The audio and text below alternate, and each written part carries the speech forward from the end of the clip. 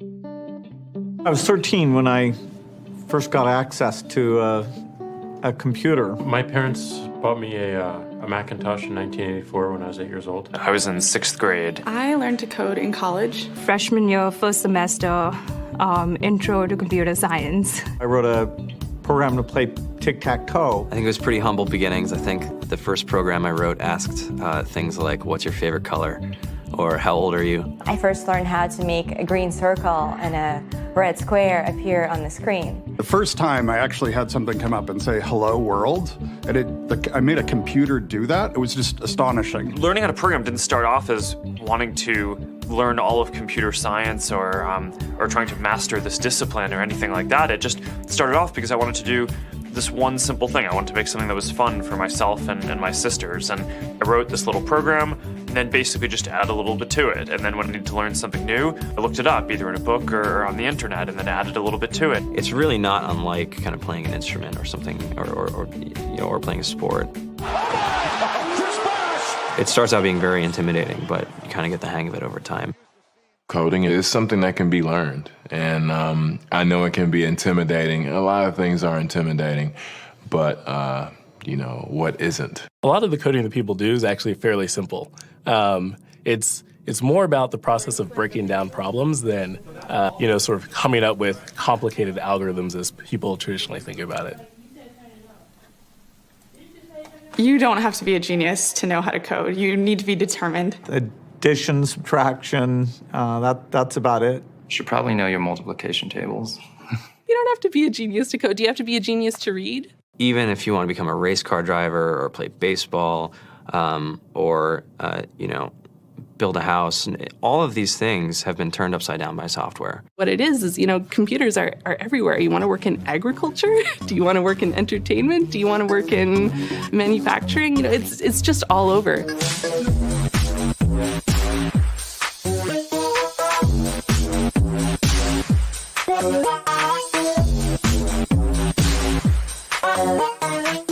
Here we are, 2013. We all depend on technology to communicate, to bank, information, and none of us know how to read and write code. When I was in school, I was in this after-school group called the Whiz Kids. And when people found out, they laughed at me and, all these things. And I'm like, man, I don't care. I think it's cool. And, I'm learning a lot. And some of my friends have jobs. Our policy is literally to hire as many talented engineers as we can find. The whole limit in the system is just that there just aren't enough people who are trained and have these skills today. To get the very best people, we try to make the office as awesome as possible.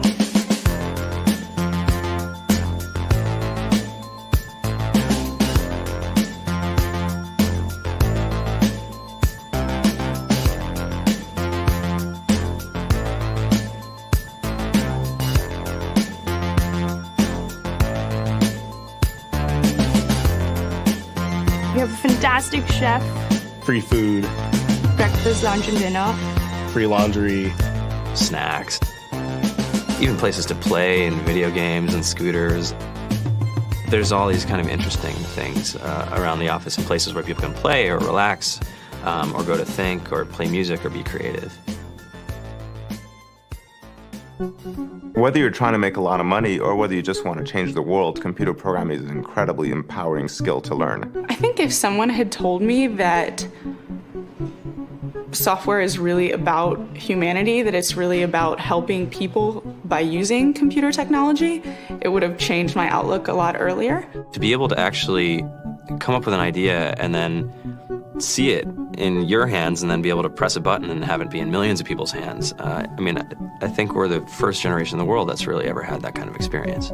Just to think that, you can start something in your college dorm room and you can have a set of people who haven't built a big company before come together and build something that 1 billion people use as part of their daily lives is just crazy to think about, right? It's humbling and it's amazing. The programmers of tomorrow are the wizards of the future. You're going to look like you have magic powers compared to everybody else. I think it's amazing. I think it's the closest thing we have to a superpower.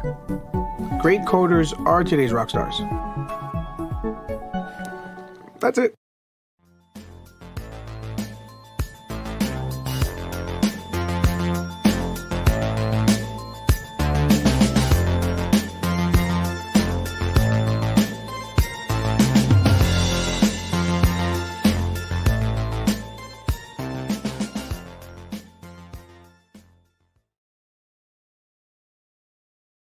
Are you ready to transition from the Canadian Armed Forces to civilian life? Have you started planning what that next step will look like? Let the Transition Workshop hosted by Coding for Veterans help you provide you answers to these questions. We have brought together the best and brightest from the industry who have walked in your shoes. You will gain valuable insight from our speakers as to career options both within the Canadian tech sector and other areas of the economy. Most of all, with our program, we have partnered with veteran organizations from across Canada that can keep you engaged after your release. For more information on our transition workshops or the Coding for Veterans program, visit us at www.codingforveterans.com. We thank you for your service.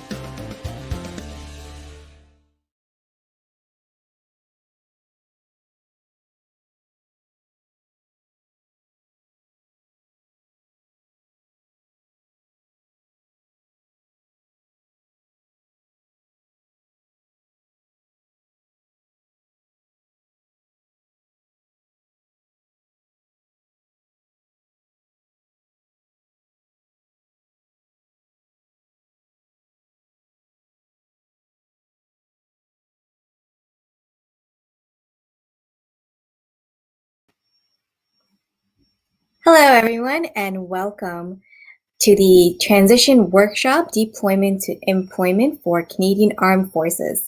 We are so excited to have you all here today. We have some amazing panels and some speakers, some special guests, and some specialists that we will be hearing from.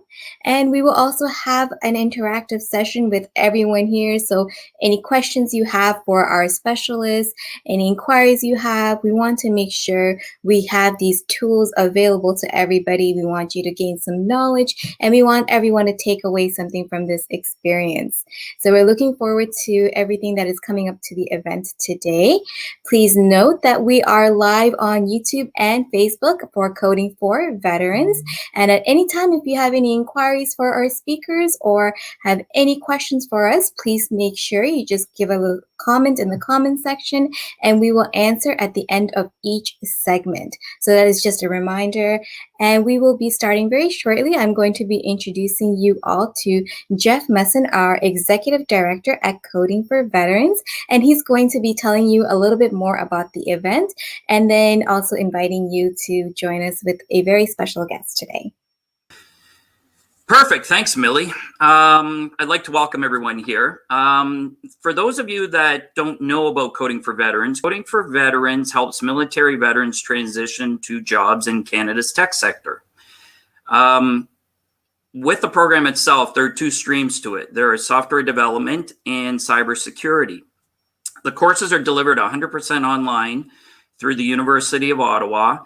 And with our program, students also write their industry accreditation exams, as well as getting a university education through the University of Ottawa. One thing I always like to say to people is we're not recruiters, right? So we don't take a portion of your paycheck. Employers hire directly from our program, some of which you will hear from today. Another thing to note is we also work with other tech organizations out there, groups like With You With Me and Fortinet, and I see Will Simmons from With You With Me is online, so I want to give him a shout out as well. And we actually have a number of people in their program that have enrolled in ours in order to get those industry certifications as well. So we work well together. Today we have a great program lined up for you, and you'll hear from some military veterans that have walked in your shoes and transitioned into civilian life, and they have some great advice in which to share. As was mentioned earlier, if you have any questions, put them in the chat box, and we'll do our best to get them to the panelists today. And it's great that we have over 200 people who have registered for today's program. So welcome to everyone. And as I say, let's get the show on the road. So it is my pleasure to introduce the Honorable Lawrence MacAulay, Minister of Veterans Affairs, to say a few words. Minister, welcome. Thank you very much, Jeff, and good to see you again. A lot has happened since we met in Dartmouth, I'll tell you that. Absolutely. We've met an odd time on this, but it's not like meeting in person for sure. But again, it's great, and I want to thank the Coding for Veterans for hosting this workshop and Treble Victor for supporting it. First, I want to congratulate the folks who are taking part today. You're about to take your uniform off and step into a next phase of your life. It's a big moment and brings a lot of changes with it. What you do, where you live, how you spend your time, that's all up to you now. I've said many times that folks who served in uniform have skills that any business in the country would be lucky to have. And I've got no doubt that is true for everyone here. But change impacts everyone differently. For some it's easy, for others it is hard. That's why I'm glad to see this workshop, taking the steps to safeguard your well-being and make sure that your life after service is filled with a new kind of purpose. We've got a bunch of experts here to answer your questions and to give you some advice about what comes next. But I want you to know that Veterans Affairs is here for you too. We've got career transition services, benefits for education and training, and programs to help you adjust to this new phase of your life.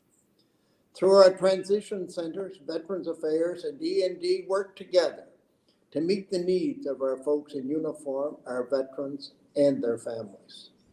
So take advantage of the programs, services, and supports that are out there to help you. And always remember that we're here for you the way that you've been here for us. So thank you very much for your years of service to Canada, and truly, I wish you the very best in whatever comes next. Thank you so much. Minister, thanks for those great words. I can speak for our program, the support that you and your staff and the Veterans Affairs Department have given us. We really appreciate it, and it's made a difference. So I look forward to seeing you in person, hopefully sooner rather than later. And we appreciate you joining us today. Thank you. So next on our agenda, I would like to welcome Colonel Kevin Cameron to give us an update from the transition group in terms of the latest news that him and his team are working on. So Colonel Cameron, welcome. Thanks very much, Jeff. Pleasure to be here. I assume just give me the thumbs up if you can hear me. Perfect. Loud and clear. Roger that. Good. So welcome to, first of all, thank you to Minister McCauley for the opening remarks, and certainly welcome to everyone who has participating in this today from a speaker or panelist perspective, but equally, if not more important, those who have joined us via Facebook or other means to listen in on this. I think this afternoon has the opportunity to provide some valuable insights and perhaps open some eyes and understanding a little bit on all things transition and veteran support. So what I will do just for a couple of moments here is just provide you the context as it pertains to the Canadian Armed Forces Transition Group, who we are, what we do. Many of you will be familiar with us already, and it's not to get into too much detail other than to provide you an update on the services and structures that are available as one is transitioning, but not limited to that necessarily. There are many supports that can be applied in uniform by the Department of National Defense and primarily Canadian Armed Forces Transition Group, but also dovetail over into the joint initiatives and efforts that we work closely with Veterans Affairs Canada on. And you'll hear about some of those today from other speakers. So just from an overview of the transition group itself, I'm the deputy commander of the transition group. I just as a little bit of background, many of you may already know me. I've been in the transition space for, it seems like only a year or two, but it's been about 8 years now, both inside and outside of uniform, and have landed back here in uniform a few years back to work with the CAF TG to help move the yardsticks along transition supports, and I'm pleased to be here to do that. So the transition group for those of you who are already out of uniform or are still in uniform, you may have been familiar with the Joint Personnel Support Unit. In December of 2018, the transition group stood up and absorbed what you previously would have known as the Joint Personnel Support Unit, which was focused on our ill and injured members, and we continue to be as our #1 priority here at the transition group. However, in the defense policy, Strong, Secure, Engage, that came out in 2017 timeframe, the mandate was expanded to create an organization inside the Canadian Armed Forces that supports the efforts of transition for everyone, regardless of release item, regardless of your circumstances or geography.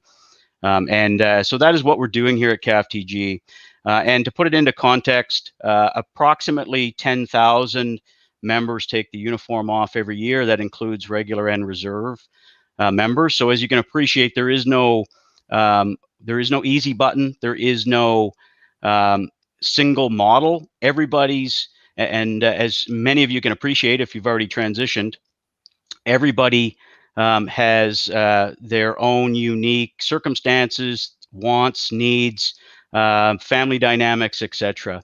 And so it's not a single solution. There needs to be a full spectrum of opportunity and solutions out there for transitioning members, regardless of what you might want to do next, and where life takes you.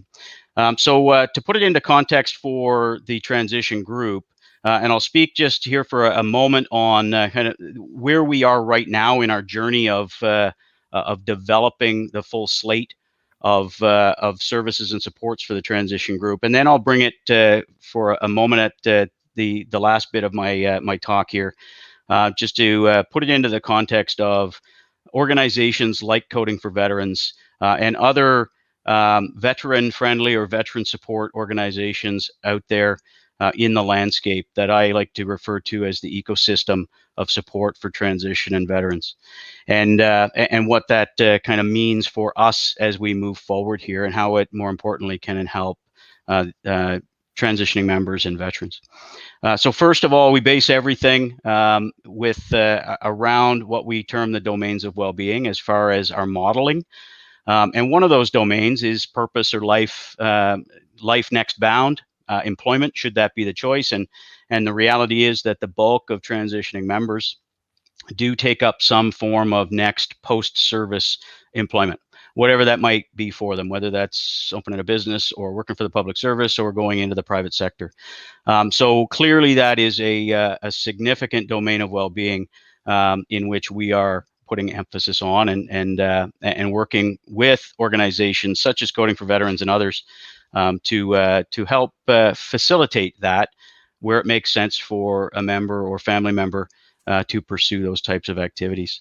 So we do have transition centers that exist on every base in Canada. There's 32 of them total, big and small.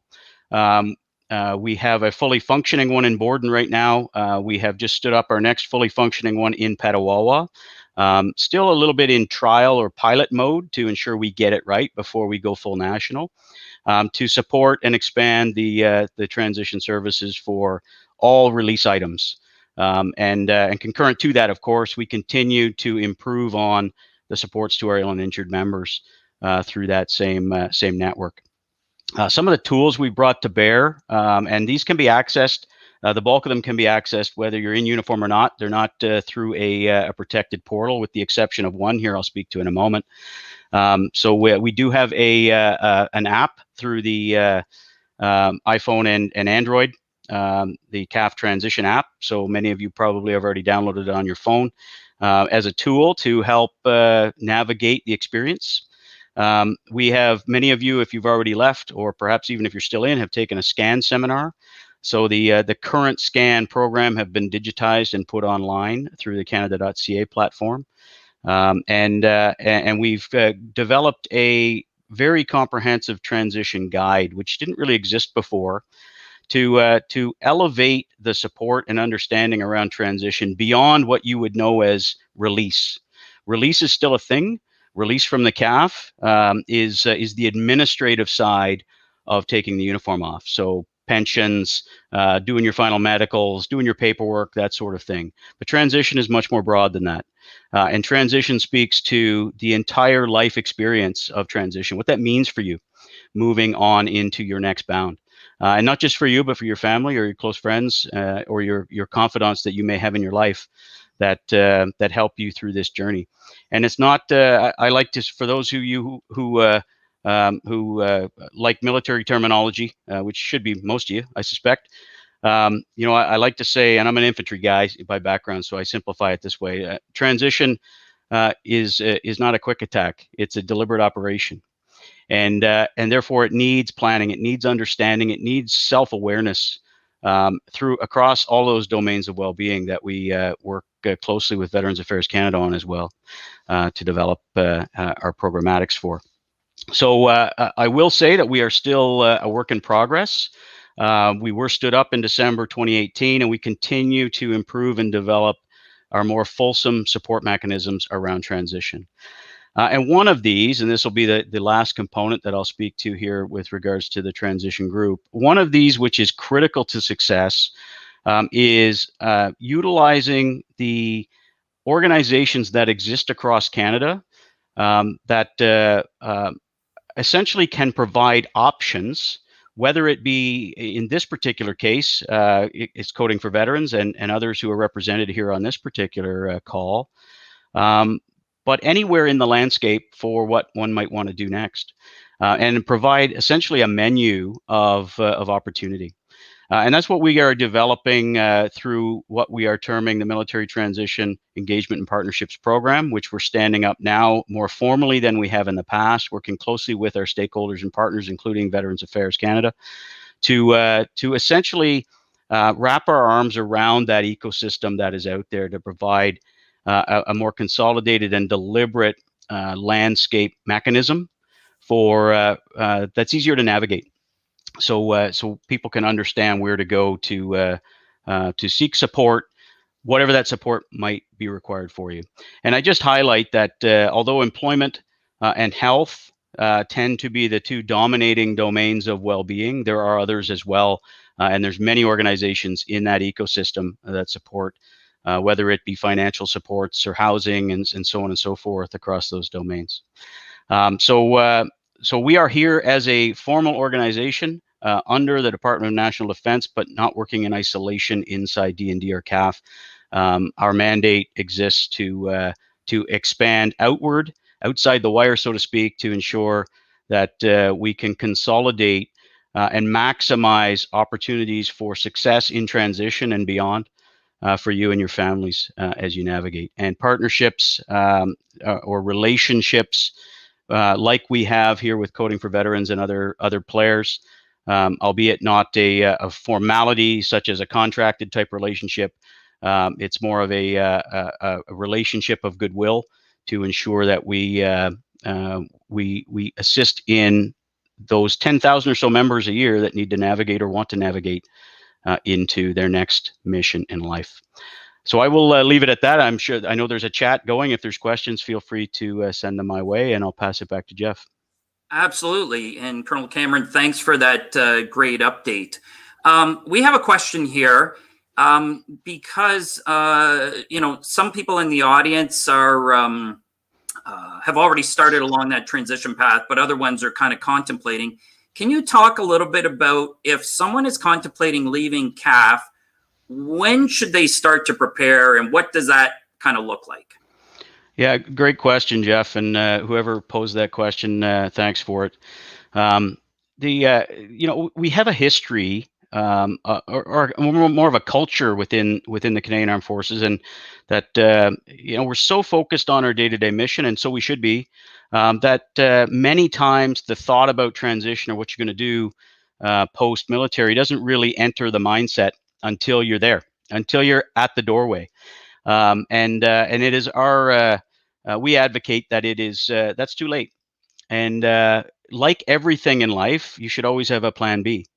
And that doesn't mean you need to execute it, but it needs to be thought through.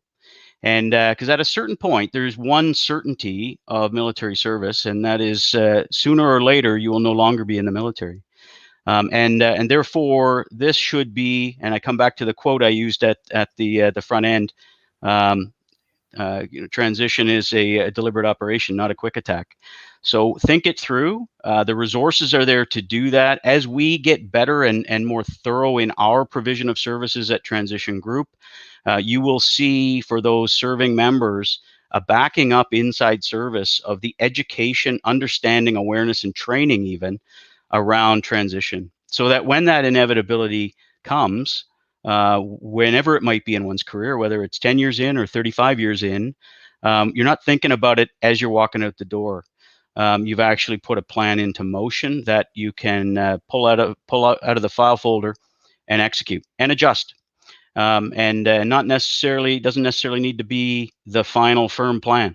We'll work with you, and Veterans Affairs Canada can work with you, and other stakeholders can work with you to mature or adjust as you need for your circumstances. Perfect. We actually have another question here. So you talked us through what the transition looks like, but how long does it take from the day a person decides to leave the military until they are officially released on average? And how has that been affected by COVID? Or have you guys been able to help mitigate some of that? And can you give a little commentary around that? Yeah, maybe I'll kind of answer it in two segments here. I think generally, first of all, there are two release rhythms formally within inside the Canadian Armed Forces, and there's most people will be aware of these. There's the 6-month timeline from, and we're talking voluntary release here. I can delve a little bit into the medical side, but that's unique to each individual based on their medical circumstances. But generally, from a policy standpoint, if you are not an immediate annuitant, i.e. if you are not, the moment you step out of uniform, if you're not eligible yet to receive a pension payment, then you're generally on a 6-month timeline. So if you request a voluntary release, there's an expectation that you give 6 months notice. And that 6 months can be, obviously there's still a job to be done for in that 6-month time, but that time can also be used to solidify the transition plan for yourself and your family. If you are an immediate annuitant, so you're eligible for an immediate pension upon transition, you are entitled to a 30-day release. And as you can appreciate, there's a lot of administration to be done on a 30-day release, and that eats up a lot of that time just doing pure release administration. So although that is certainly an entitlement, and people do leave on a 30-day or give or take parameter, we advocate preparing yourselves well in advance of that 30 days, because trying to sort out your what am I going to do next plan in a 30-day window while you're also trying to do paperwork to exit service, in my opinion, is not wise. And there are resources out there to allow you to scope your next bound way before that. With regards to overall, though, the earlier, as a general statement, the earlier you think about your transition, the better. And again, it comes back to my previous comment. You don't need to execute it yet, but to have that plan, or at least a outline plan of what you would like to do and how you would like to achieve it, the earlier the better. And balancing that, of course, with your life in service, to put priority to your military service, of course, but to have that there in your back pocket, because that time will come someday, and you need to be prepared for it. With regards to COVID specific, we have seen a little bit of a slowdown in transitions, partly, I think, due to some of the uncertainty in the economy and so on.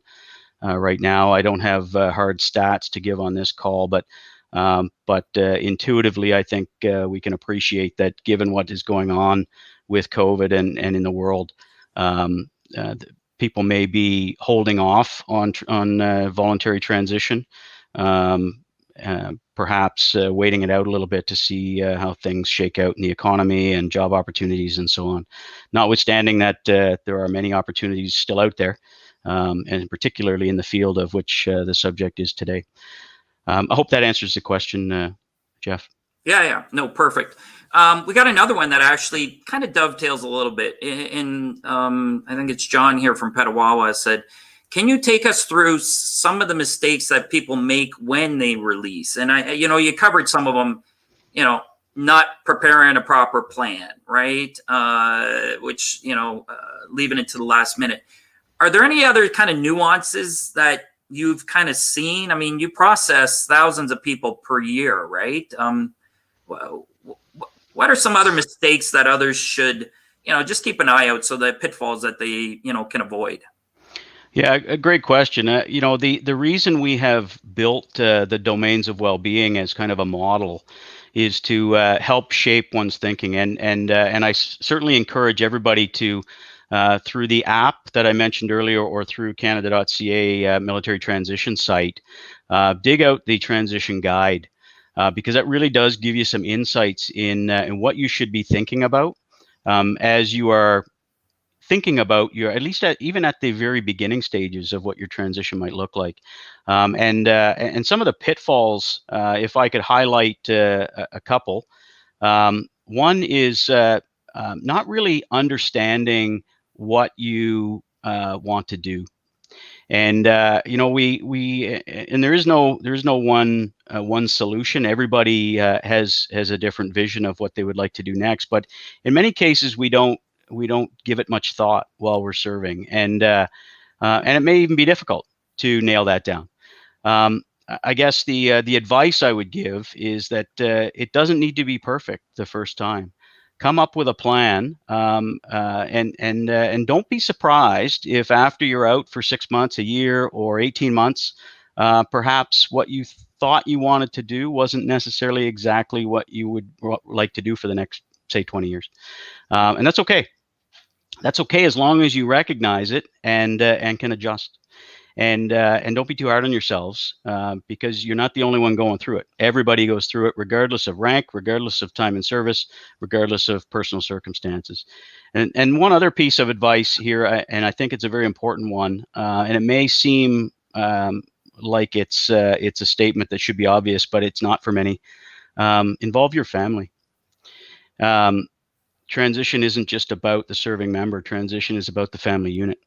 And we do see a lot of pitfalls during the transition period, but probably more afterwards, of members who have made the determination they want to leave the military and transition out, and they haven't involved their family in the considerations in the process. So you will see in everything we're doing, family is a big part of it, to ensure that it's a collective decision and a collective plan, not a plan that only works for half the family. So whatever family means to you, involve them in the experience.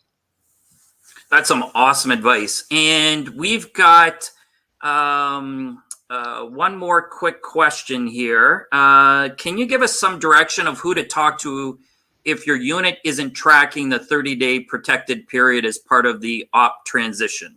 Does that question make sense? Yeah, it does. And this is not, we actually have seen this question posed to us many times.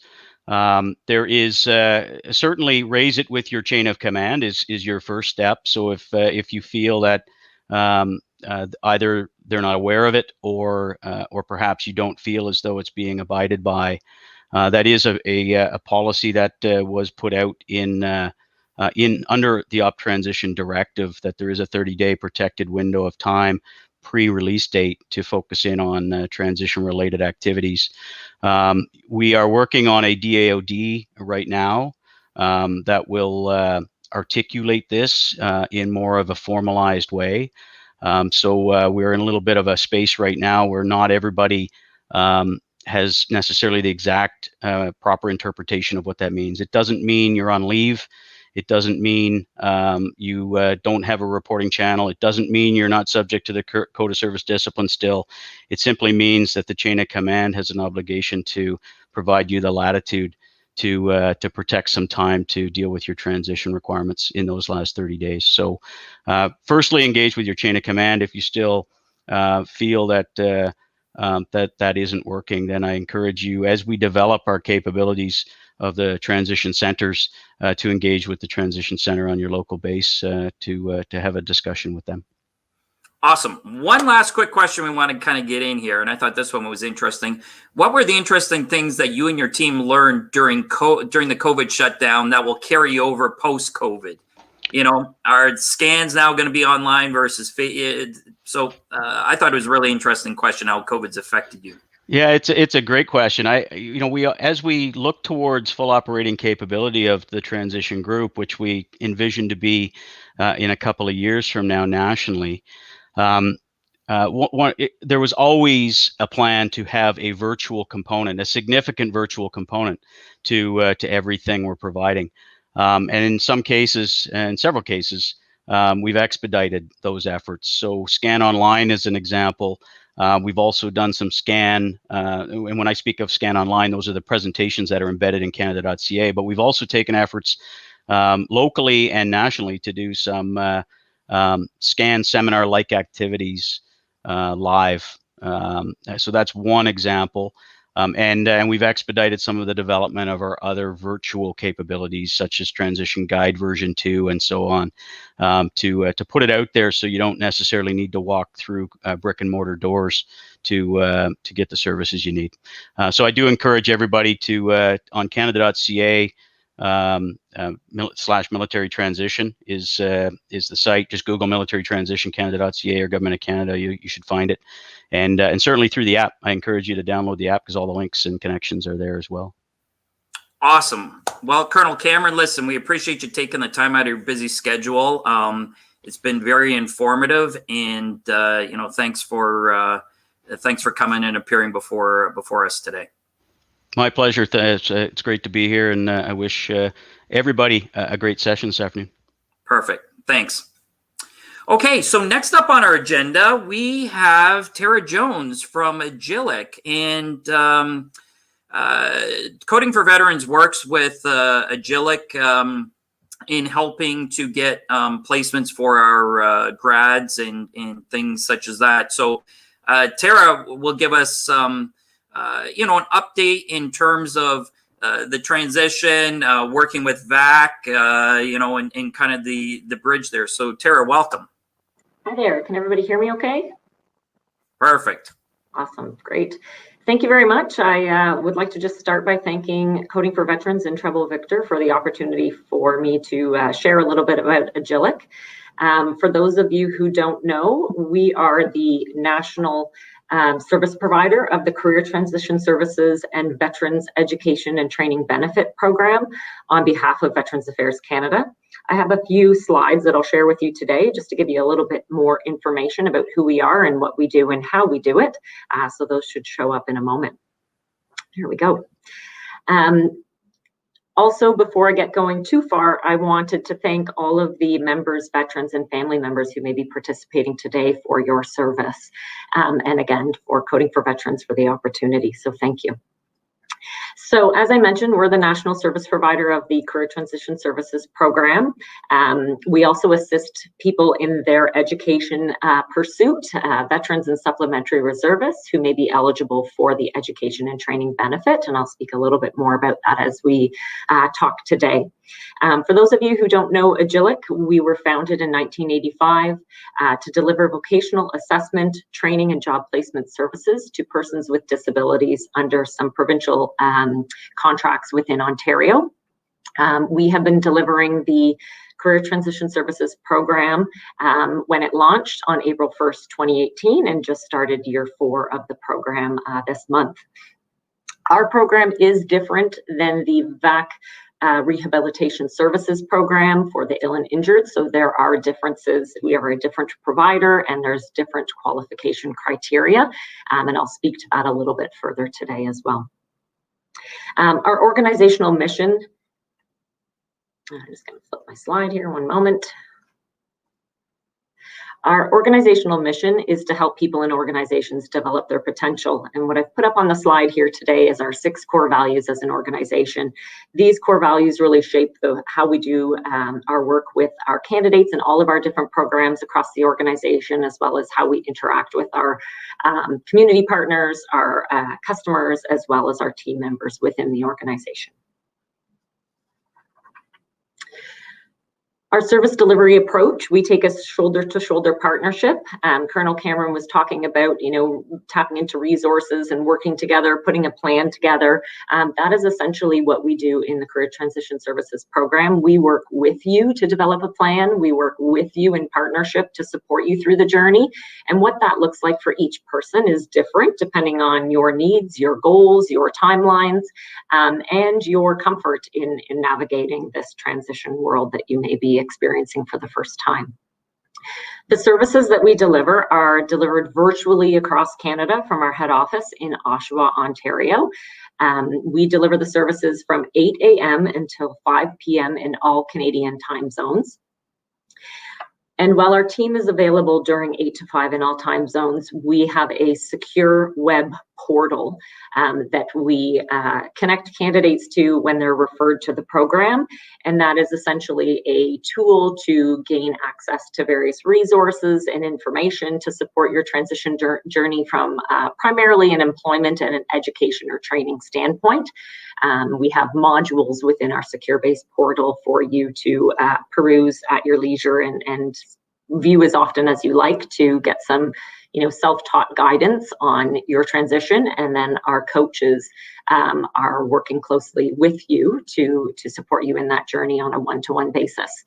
Due to the nature of the program being virtual, 100% for everyone, we also have a team of administrators and technical support specialists to assist our team as well as our candidates to navigate the program from a technical perspective. All right. Just to touch on a few components to the program, candidates may do one of these things, all of these things. It's really flexible. It's really individualized for each person. We start with an intake assessment, which is essentially a discussion and a quick Q&A to get to know you, to understand kind of what you're looking for from the program. We have a planning journey that we will work on together to understand, where you are today, where you want to go, what's your timeline to get there, and then work together to develop an action plan to execute as a partnership. We also support labor market information gathering. As I mentioned, our 12 courses within our secure portal are both in French and English. We have one-on-one career counseling, referrals to other programs and services. There was some questions posed in the last segment around different partnerships through your transition journey. So a component of our program is to help you find those other programs and services, perhaps in your community, that may help you with your transition that's different from what the Career Transition Services program provides. As well, job finding assistance.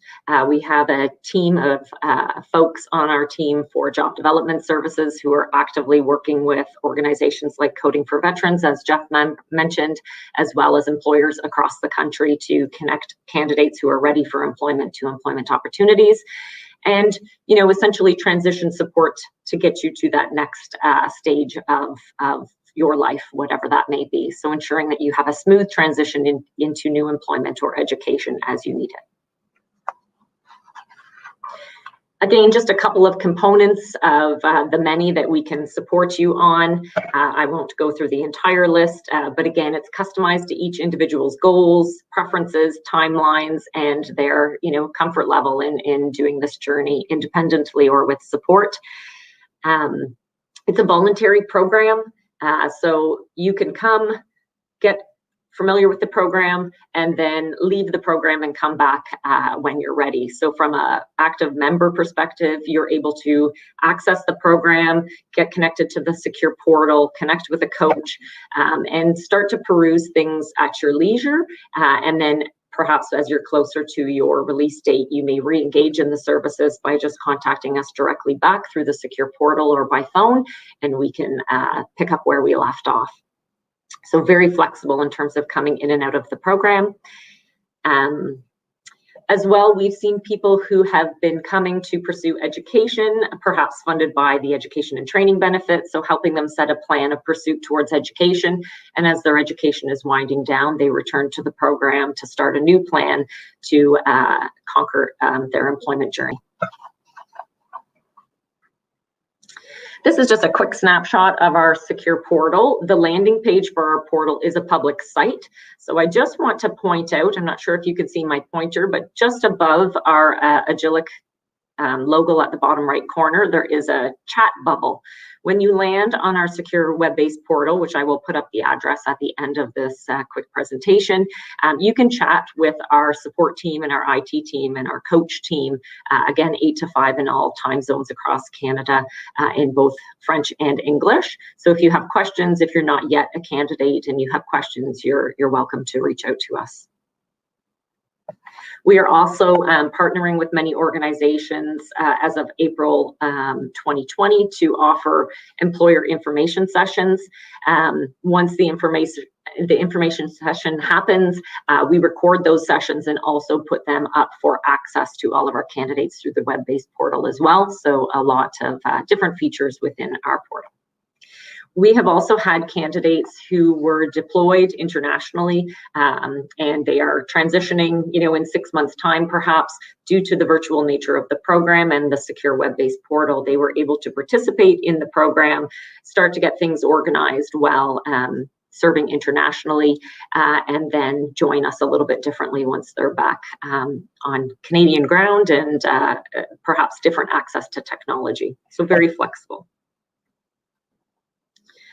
So how to get connected to us? From the Career Transition Services perspective, it is an application process that you must submit to Veterans Affairs Canada. You can do that through your MyVac account or by mail, and it's the VAC 1533 form. Once you're determined to be qualified for the program, our organization receives a referral of your contact information within our system, and we call you within 1 to 3 business days. From the education and training benefit perspective, if you might be seeking to determine if you qualify for some funding, perhaps to take a course like Coding for Veterans, there's a 2-step process.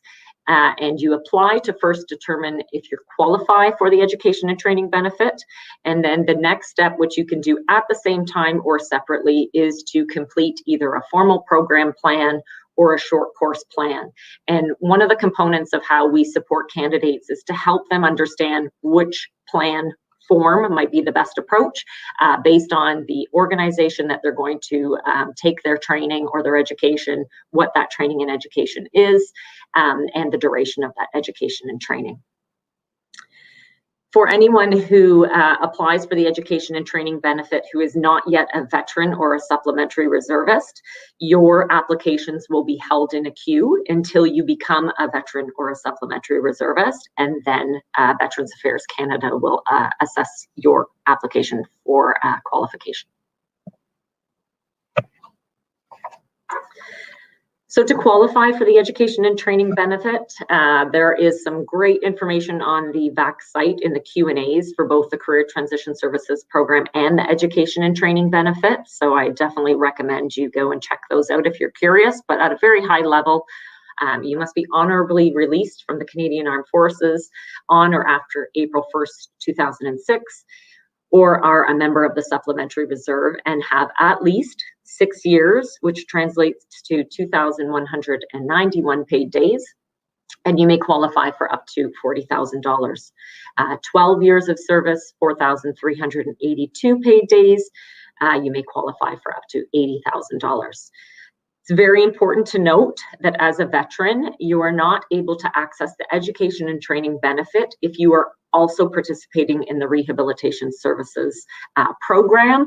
You can participate in the CTS program before or after the rehab program, but not at the same time. Or the Canadian Forces Income Support Benefit. Again, not at the same time, but you can before or after. And also important to note that VAC receives the number of paid days of service from the D&D Pension Center, if you're curious. All right, just another slide or two and we'll be wrapping up here, but access to the education and training benefit funds So once you qualify, as I mentioned, there's two ways to access funding. There are formal program plans, and there are also short courses. So a formal program plan is a longer duration program. It's from an approved post-secondary institution, and it results in a degree, a diploma, a certificate, or training leading to a certification or a designation. Short courses, you can spend up to $5,000 of your $40,000 or your $80,000, which can go towards courses such as a small business, boot camp or entrepreneurial boot camp. Maybe it's a component of a longer program, but you're just doing one component at that point in time. And so that's where the short course may be the right fit. So also important to note that all education and training benefit funding is taxable.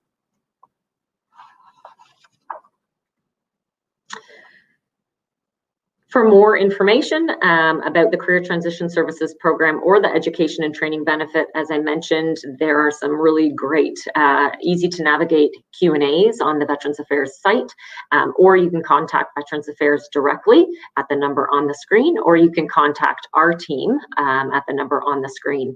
The address there is the address for our secure web-based portal. That's where you can also get our contact information or find us through the chat bubble between the hours of 8 and 5 in your time zone. Thank you. Cool. So Tara, thanks for that very valuable information. We've got time here for a couple of questions that people have chimed in. So the first one was from Chris here. I think you may have answered this, but in relation, in terms of qualifying for your program, he's, working through his ILP, still up and running. Is your program available to those still in the military but don't have access to post-release education funding, or what happens in that situation, or do they have to wait till after? Yeah, great question. It may be available, so your best bet would be to apply to the Career Transition Services program to get connected to a coach. We can deliver the services to active members. We can deliver the services to reservists. We also deliver the services to spouse and common law partners, survivors, and of course, veterans. We do support many candidates who are on an ILP as well. So we can connect with you, assuming you qualify through Veterans Affairs. Awesome, cool. And we got time for one more question here. Ashley was asking, are Agilic coaches trained to discuss transferable skills from military to civilian terminology? And what does, can you talk a little bit about the coaches and how they, kind of help the veterans along things like that in terms of translating their military service to civilianese, we'll call it? Yeah, for sure. So yes, we are all trained. We continue to focus on growing our skills and our knowledge all the time as well. Many of our coaches have been in the transition support world in a various employment and training programs for many, many years, some upwards of 20 years with the Agilic organization in various provincial and federally funded programs. We have training on transferable skills analysis. We also have some modules and activities within our courses on the secure portal to help the candidates start the process, but also our coach team to support that process and that journey. In our secure portal as well, we also utilize a tool called Career Cruising. That's also has assessments and different types of tools to help people navigate kind of, their military skills and experience, and we support that journey in translating them into civilian terminology. Awesome. So listen, Tara, I appreciate you taking the time out of your busy schedule to be part of this workshop. And, we, from Coding for Veterans, thank you and your team with the support you've given us over the years too. So thanks again for the opportunity. And I look forward to the rest of the session today. So take care, everyone. Have a good day. Thanks. Okay, so up next is a panel that's going to talk, give those in the audience insights in terms of what transitioning veterans from CAF have encountered before you. So there's nothing better than using experience as the teacher. And we've got a great panel we have lined up, and Dave Mack is going to moderate it. And Dave is one of the most unique individuals that I've met. He was one of the first people when we launched Coding for Veterans to really embrace it, and he's been one of the key advisors on our program. So Dave, welcome, and looking forward to the panel you have discussion lined up today. Great, thanks, Jeff. And this is going to be a great panel. We have about 30 minutes to walk through some of the lessons learned by veterans who have gone through transition and are now employed. So with me, I have Mark, Kira, and Marceli. And it's great to have you three here today. And let's just get started. Let's just jump right on in. And I've got a couple of questions for each one of you. And I'll let you choose, who wants to go first. First question, really, really simple. Introductions. Who are you? What was your role? What was your rank in the military? And what do you do today? Who wants to go first? Looks like Kira does. Okay, then I'll jump in.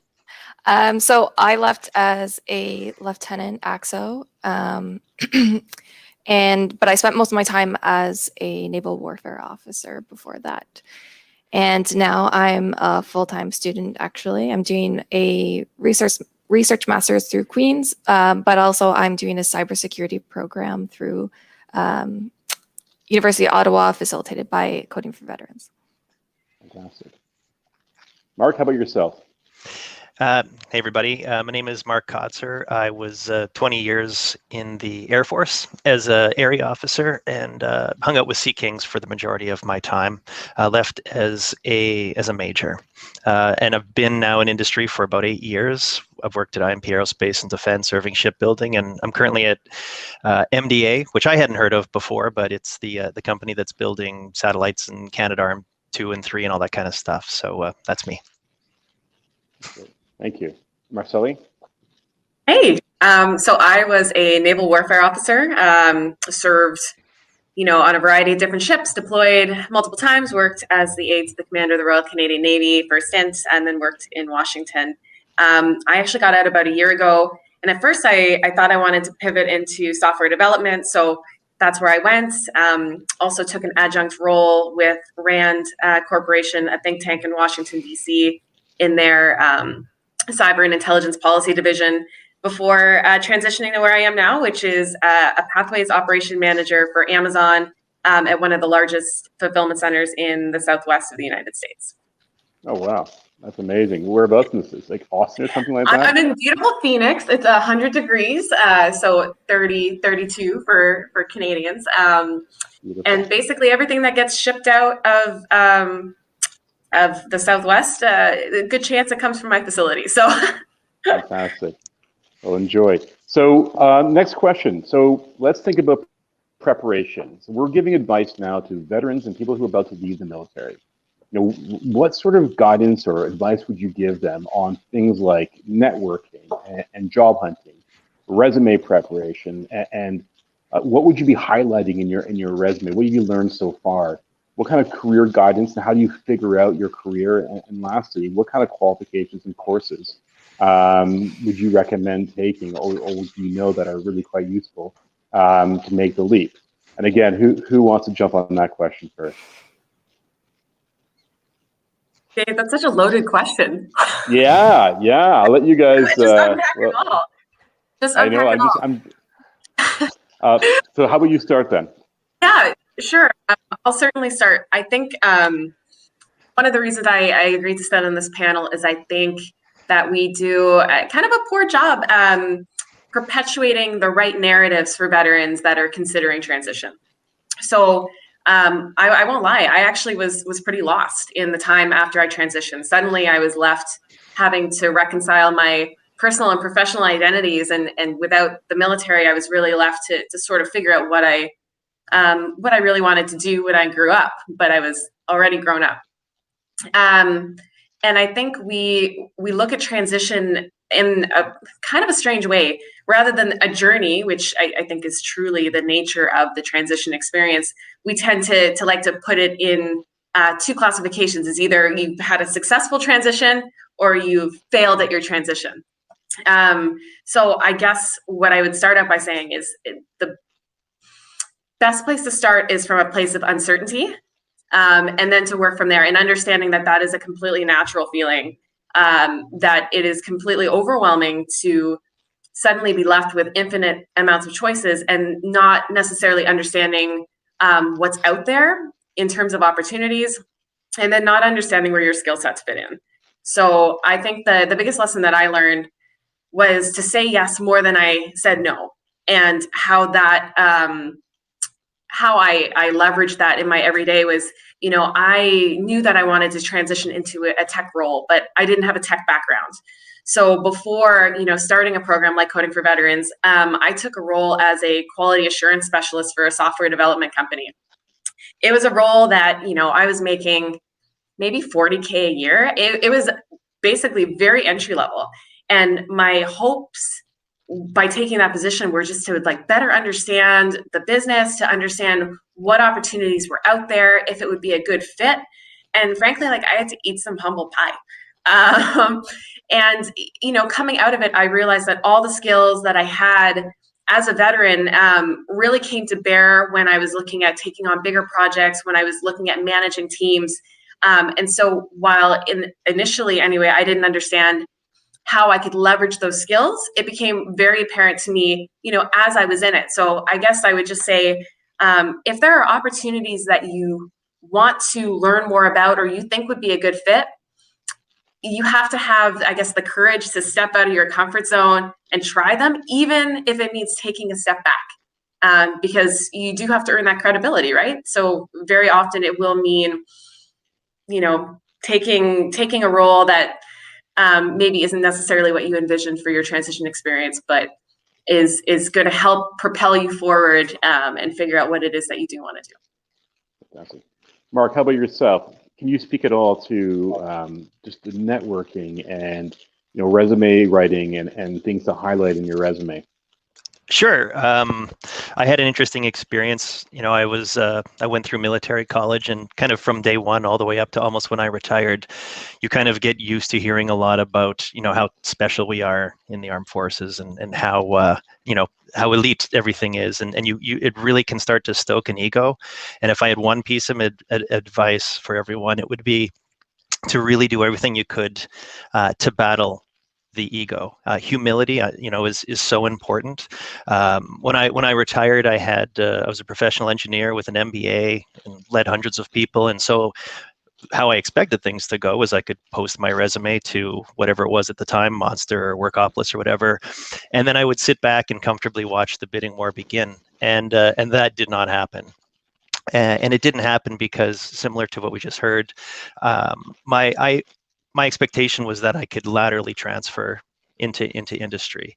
And if you think about it the other way around, if there's some people who had a 25 year career out of the military and industry and decided for whatever reason to join the Canadian Armed Forces, they wouldn't be joining as a major or as a colonel. You know, they have to start at the beginning, and that's something that I would like everyone really to appreciate.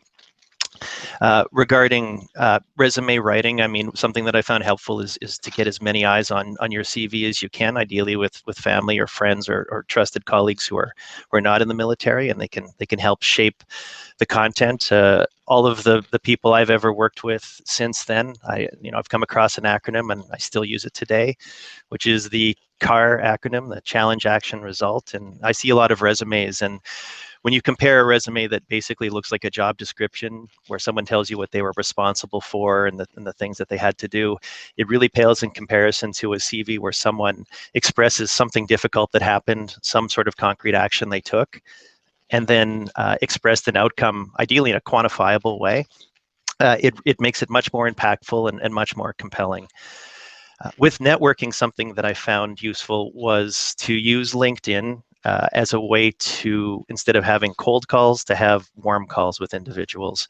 I connected with as many people as I could, really regardless of how appropriate it might have been, because I also was somewhat uncertain as to where I would end up. And then I would introduce myself to leadership of those organizations who connected with me, and just offered to take them out for a coffee so I could learn more about their company and the type of work they did. And I would ask for some advice to help me transition. I wouldn't try to be a hard sell saying, I want to work for your firm. But what usually happened was I'd be denied the offer to take someone out for coffee, and instead presented an offer to be taken out for lunch. So I got tons of free lunches. I got to meet a bunch of people. And that ultimately is, at one of those lunches, I had what I didn't know at the time was an interview, and that led to my first role at IMP Aerospace and Defense.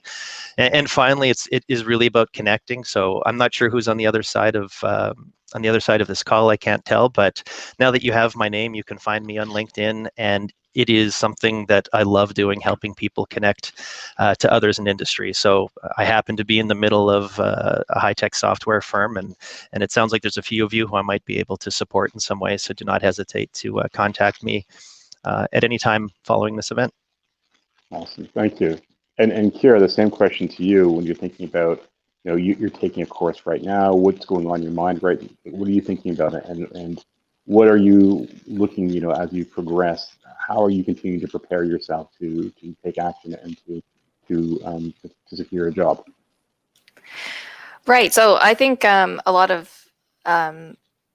things were touched on there and are important. A major one for if you're still in the planning phase of your transition, and maybe you don't know what exactly you want to do when you grow up, like it was mentioned, and maybe you're going to use the ETB and go back to school. It's important to consider what the industry is like right now and what it might be like when you're done your training as well.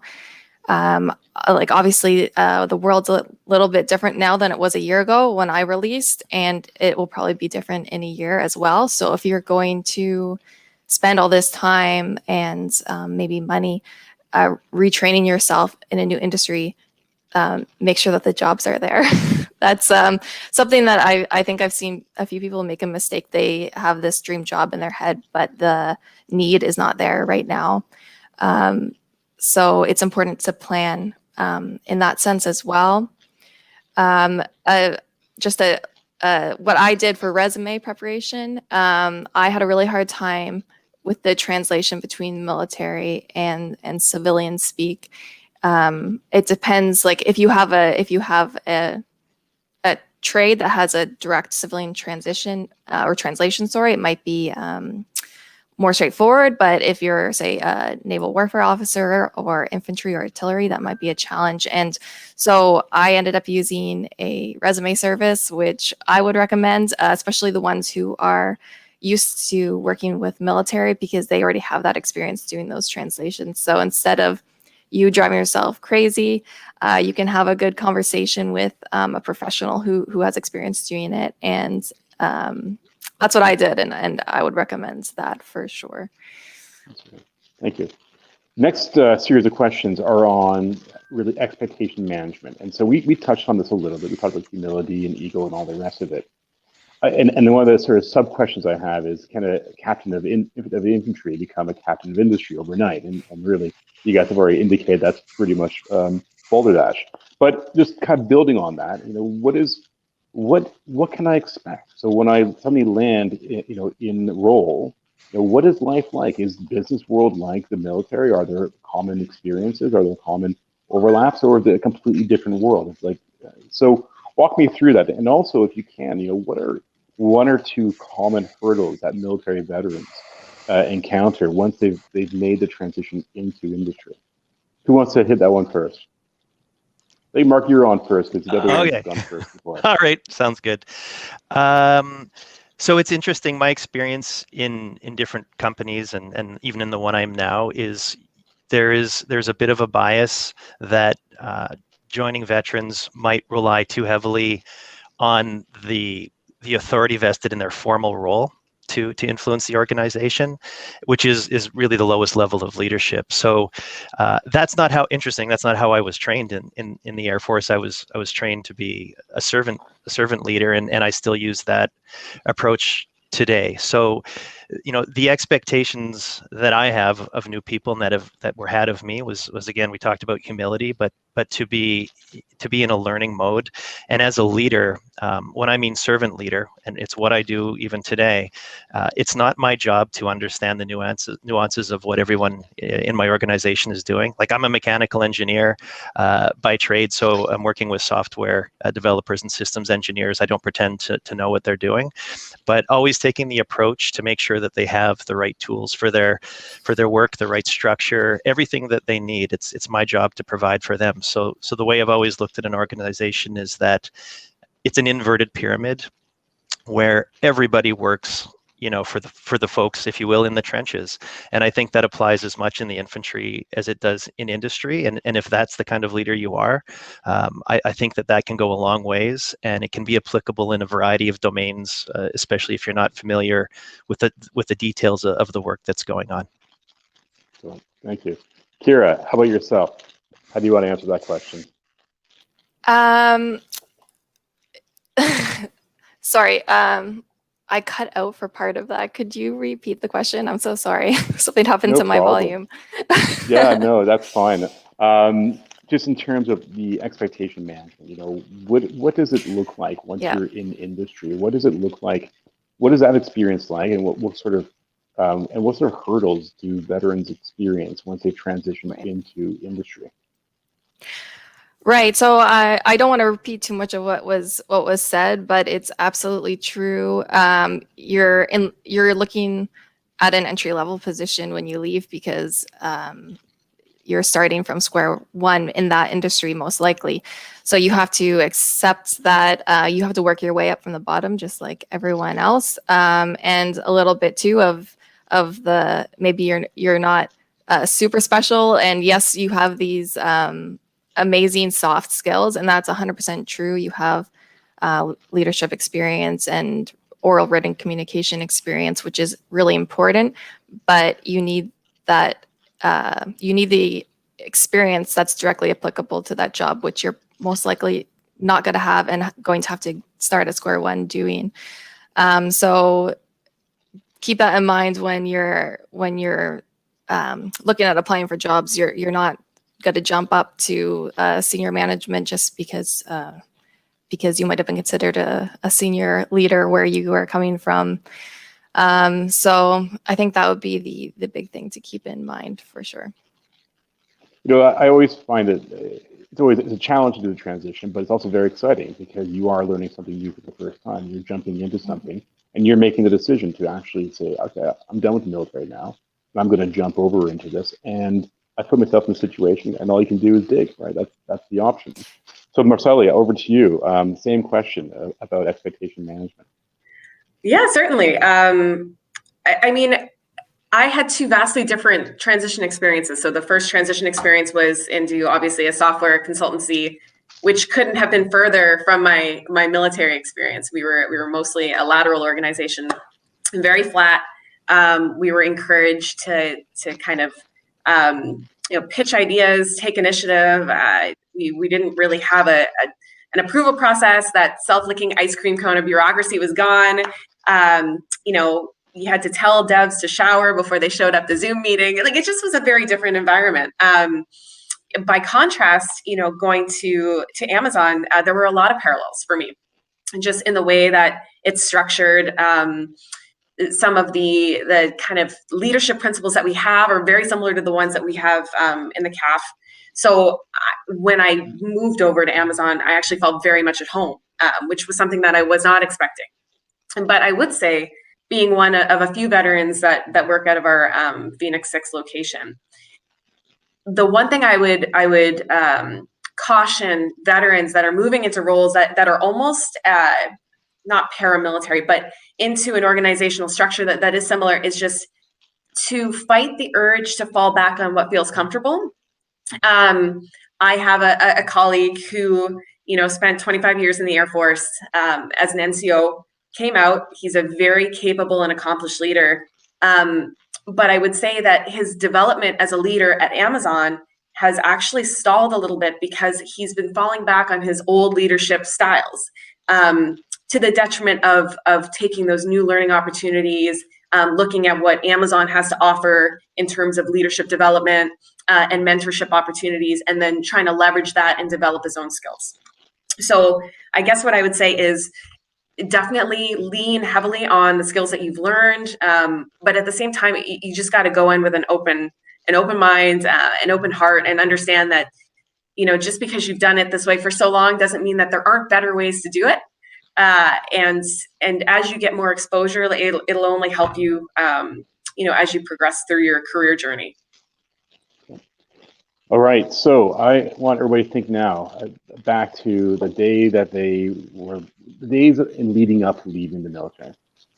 What is that word of advice you give yourself right now? So if you're sitting there and you're leaving and you've signed off and you're on the cusp, and that moment your heart's beating a little bit because it's pretty ambiguous, what advice would you give yourself right now?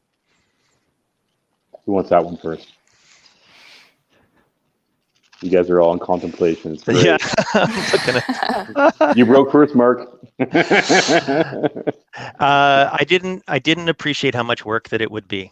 Not anywhere close. Like I said earlier, I really did believe I could write down the stuff I did on a piece of paper, put it on a website, and then I could pick, from all of the offers. And I didn't appreciate that that networking is a real thing, and the relationships that you make really matter. And I would have told myself, you can start that process much, much earlier than I did. I really kind of got into my transition efforts maybe with about 3 months of runway left, and I was fortunate enough to be able to find a role that worked for me. But that was as much really honestly luck as anything else. It just, if there's a right vacancy at the right time, I was able to pick it up. So I think it's never too early to start. Everyone in industry is doing it anyway, so why not all of you? Why not to get going on this right away and have that network there and be comfortable with using it and exercising it when the time comes?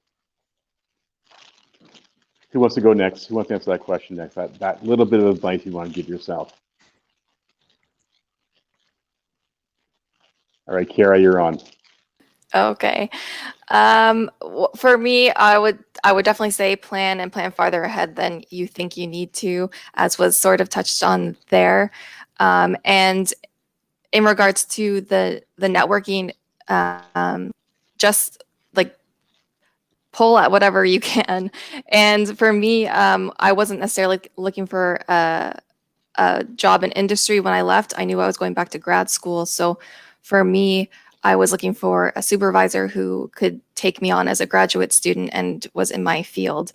And the first thing I did was contact a old professor from when I was in university, and just that email and that conversation, all I did was ask for advice. Like I was in the military, I need to get back into a field which I haven't been in for 6 years. And that conversation led directly to my supervisor and where I am today. So even the smallest things, like the littlest windows that you can pry open, can really turn into a job or whatever you're looking for in the end. Marceli, over to you. What's your last bit of advice you'd give yourself? Yeah, no, I was actually terrified before I got out, and I thought that I had done a good job preparing for my transition. So I guess I would just say, you're gonna feel completely lost and confused, and I don't think there's any amount of preparation you can do to not feel that way. But, the more comfortable you get talking with people, leveraging those opportunities, like Mark put out there earlier, I too offer my services both as a counsel. If you need someone to look over your resume, if you're curious about Amazon, feel free to reach out. And so there will be tons of people like that in your life who kind of, put out there that they're willing to help, and just taking advantage of those people. While being very understanding and cognizant of their time and the fact that they are doing you a favor. But, in the end, I think it's really important just to remember that there's no amount of preparation that will make you feel prepared enough to leave. There's only practice and getting used to speaking about your narrative. And as you gain experience talking with others, using them as sounding boards, you will come to a better understanding of what it is that you offer as a leader and what you offer to these industries. So I would just say, as many people as are willing to talk to you about your next steps or about what opportunities there are in the industry, like take them up on that, and use that opportunity to really like hone that narrative for yourself so that you can speak fully to your capabilities, to your goals and what you have to offer, because you have a lot to offer. And I think, some things you've said already about saying yes, always saying yes, and always looking for opportunities to connect with people and just putting yourself out there constantly. I think those are really important messages. There's questions from the audience, and I'm really interested in the comparison between the Canadian and the US experience. And that is, how does industry interpret military career or military experience? How does industry interpret that, and how does it embrace it? Or not? So how is it in the US? What is that like? What is that experience like in the US when you have a military line on your name? No, certainly. It's vastly different. I won't lie. The safety net here for veterans is significantly bigger. I don't think we have that same necessarily outward pride of service that Americans do. It's just part and parcel of their national identity. National defense is so much a part of their cultural narrative. So that being said, I always found that when I walked into a room, very often I was meeting another veteran. So I would say, of the 5 interviews that I went on, at least 4 were with former service members. Certainly the Pathways operations manager role that I fill is typically one that accepts many military. So, I had a really wonderful experience. I would say there are people who understand, but similarly, there are people who don't understand necessarily the military background. And, there are certain stereotypes, I think, that come along with military members who transition, an unwillingness to change and see new perspectives, maybe a reliance on old ways of doing business, a reluctance to adopt new technologies, to think outside the box. So you do have to go in realizing that while you may meet people who understand where you're coming from and are willing to, I guess, act as a sounding board, that you should also look out for diverse perspectives, people who don't necessarily know what the military is or what we have to offer, and just talk to them about what they expect of somebody coming with a military background, and then position yourself in a way that you can kind of attack those stigmas head on. And Mark, how about yourself? What's been the experience like in the Canadian sectors? I think it really depends. I've been in the defense sector since I've left. So my first role at IMP Aerospace and Defense it's more like a halfway house than actually industry, because you're working almost exclusively with veterans at every level of the organization. And so moving to Irving Shipbuilding was a bit different, a bit less, and finally here there's less of it. Certain roles, it's just an obvious translation. There's people on our team right now who are teaching submariners how to drive submarines. So, it's obviously that experience, if that's what you used to do, is directly applicable, and it makes you unique and an easy hire for us. Others, it can be a little bit more challenging to express and relate the type of activities that you've done, depending on the role. I tended towards project management, because when I reflected back in my career, it seemed like that's more or less what I had been doing. There were, tasks with beginnings and ends that were unique. That's kind of what project management is. And so that type of experience was the easiest for me to translate to a demand in industry. But I think it really does depend what market sector you're looking for and what company you're looking for. One final question, and then we'll hand it back over to Jeff, and that is simply on the family. What is the family involvement? What does that look like? What kind of pressures does it put on the family to leave and to go into transition, and how do they support you? And what is that experience like from their perspective? I'll jump in. I have three children, 3 teenagers at this point right now, and when I left the Air Force, they weren't, and it has been nothing but fantastic, because I don't have to move. You're going to have your pension potentially on top of a new income, and I was able to have that stability. We're a single income and have always been a single income household, which is a bit rare. So there was obviously the stresses involved in ensuring that we'd be able to pay the rent, and that's probably something I wore a little bit more. But it really was a net positive. I was looking for stability, and I found that. And your career is in your own hands. Okay.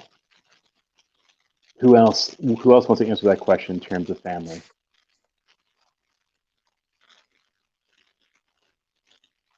All right. So I'm going to actually ask one final question from each one of you. This is your last chance. We've talked about a lot of different topics. We've touched on how you prepare yourself and how do you think about resumes and lots of good stuff. Mark, really your comment too about having data points, about having actual outcomes in your resume, and that sort of CAR approach is really, really valuable. But so we've touched on a lot of different things here. What are your final thoughts? Your last words that you want to provide to the military, to people that are in transition? What is it? What message have you not got a chance to kind of communicate yet that you would like to be able to express? I'll start off. I like humor, so I'll leave you with a little humor. The most stressful part of my transition in the first 2 weeks was I would drive into the parking lot at IMP, and as I was about to leave my car, I was hit with this shock of anxiety and terror, this oh my God. And it was basically because I would look to my right on the passenger seat where I always kept my hat, and there was no hat there. And that I had no idea how much that became part of who I was and how absolutely unacceptable it would be like to be outside without a hat. And, so it took me some time to get through that. But in a more serious note, I think that you all have tons to offer industry, and to be confident in yourself, but to be humble at the same time, and just be open to learning new ways of doing things. Great. Thanks, Mark. Marcelia, what are your last thoughts, words of wisdom and guidance you'd like to provide? I love Mark's comment about the hat, because I also had that experience several times. But I guess the last bit, I'll go with humor too, but it rings true. If your resume is longer than 2 pages, it's too long. Realistically, for most junior officers, folks that have been in for less than 10 years, 1 page is probably good. And I would encourage everybody, get as many eyes on as possible, stick to results-driven outcomes, and just really fine-tune that bad boy. No one wants to read a novel. Awesome. And Kira? So sorry, working from home, my cat's sitting in front of my camera. So what I would say is it's a process. You're probably not going to turn in your uniform on Friday and then go to your dream job on Monday. So it's all about just like small steps and planning ahead and working towards whatever your overarching goal is. And in whatever incremental ways that you can, like keep your certs up to date. And if you're still in the military, like keep your first aid. That's really helpful in certain industries. Take online courses as you can, and just keep the goal in mind at all times. Because even though it feels like transition is going to happen overnight, and one day you're in the military, one day you're not, it really is. It's a process, and you have to stick with it. I agree, and just from my own experience, I've gone through a couple of iterations in my own career, and it's interesting to see how at times I can rely on some of the experiences I've had in the past and the leadership skills that I've developed through the military, and some of even the way in thinking about how to solve a problem. But at other times I've had to throw it all in the bin and restart altogether. And it's and that these comments that you've made about humility and really starting at that entry point and recognizing that, I used to have an expression, something along the lines of, when I was in the military, they called me sir or captain, and now they call me David. And when I was working at a bank, and I would dress up in the military on a Friday. We'd wear a Friday wear, and the bank, we wore jeans. And I used to live in an 18th century fort up in the north of Scotland. And all of a sudden, I was going to work in in a glass and steel building. And finally, I used to go to work in the back of a helicopter. And all of a sudden, I was taking a streetcar. And I think it's all those sort of different narratives and different lines, some of which you've touched on, that recognizing that the world's changed. You've made the decision. It's not going to be straightforward right away. It's going to take some time to get there. But eventually, you do kind of realize that as you look back, you're now more civilian than you are military. But the military is always going to be with you. It's always going to be part of informing your experiences and informing how you understand things. So it doesn't mean it's daunting by any means, but it's definitely something that is very realistic. But fortunately, as Marcella and Mark, everybody you've all mentioned, you have friends and family that are there that are ready to jump in and to help you out. There are people that are out there in your network that can help you, whether that is trying to find a job, helping you with your CV, cleaning it up, and helping to interpret it. And there are services, like Kiera said, that will allow people to do some of that translation. That will then, and there are headhunters available too that will help you land roles that fit your skills, that will allow you to move things forward. So I thank you very much, all three of you, for joining us today. And I think I'll hand this over. Is it to Jeff? Is Jeff taking the lead from this point on? Hi, Mark. It's actually Millie here. Thank you so much, Mark, Mars, Dave, and Kiera for joining us. Our viewers are all commenting how your opinions and your stories are actually very helpful, and they've gained so much insight, which is what this workshop is all about. We're trying to bring everyone together from all fields, and hopefully everyone is getting a little bit of knowledge from and helping each other out. So thank you so much for joining us today. And on that note, we actually will be taking a very short break for 5 minutes, just to give everybody a little moment to stretch your legs. So 5 minutes break. And upcoming, we have Robert Zanfer. He is from Nesbitt Burns, and he is going to be advising everybody on investing. And the segment is called "How Do I Set Up My Financial Nest Egg?" It is going to be some jewels of information. So tune in 5 minutes. We'll be right back after these short messages.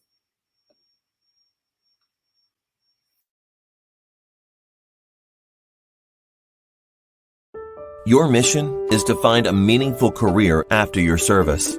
At Veterans Affairs Canada, our mission is to support you. The education and training benefit is part of that support. All veterans who have honorably released since 2006 and who served at least 6 years can apply for this benefit. The amount of money you receive will be based on your years of service. We have made this benefit flexible so you can choose what's best for you, the education that'll help you get the career you want, the school that best suits you. And after tuition is paid, you can choose how to spend any remaining money to best support your education that semester. Not sure what career or education path to follow? We can help. A career counselor with the new Career Transition Services program can help you develop a plan. We know a meaningful career is an important part of your well-being. This benefit can help you achieve both. To learn more about the education and training benefit and how it may help you, go to veterans.gc.ca. A message from the Government of Canada.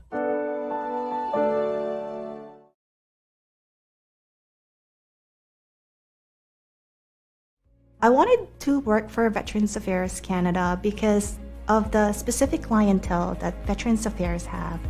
I've met a lot of veterans and retired RCMPs with such health debilitating concerns. So then I wanted to do more for them. I wanted to become more of an advocate. And I think it's very important that we remain closely linked to these clients because they deserve to have this type of support. Really, it's going back to the basics of nursing and knowing the fundamental nursing principles, which are, your knowing your ethics, the responsibility, fidelity, autonomy, integrity, doing good and to do no harm to your clients. If you keep to the basic, you'll make Florence Nightingale proud. You'll be like the modern nurse, I should say. But there's quite a bit of interesting situations that I've been at Veterans Affairs, but what was rewarding was we had a client. He was a retired military, served for over 30 years, and he received a disability award for his cancer of the lungs. So what has happened was the veteran wanted to remain at home because he's lived there for 30 years and he didn't want to go anywhere else. He wanted to spend the rest of his life at home. I was able to advocate for this client. We were able to provide all the necessary equipment for him at his home, like hospital beds, nursing care, occupational therapy was also recommended. Palliative consults were also recommended.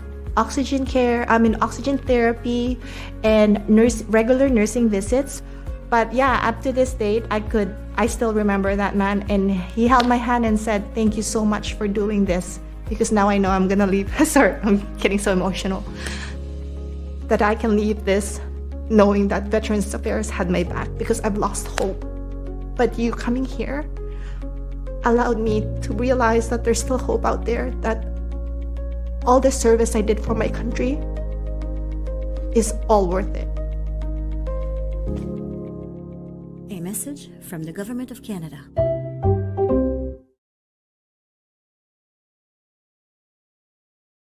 If you've served in the Canadian Armed Forces or RCMP, there are services for finances, career development, education, mental health, and PTSD to support you and your family.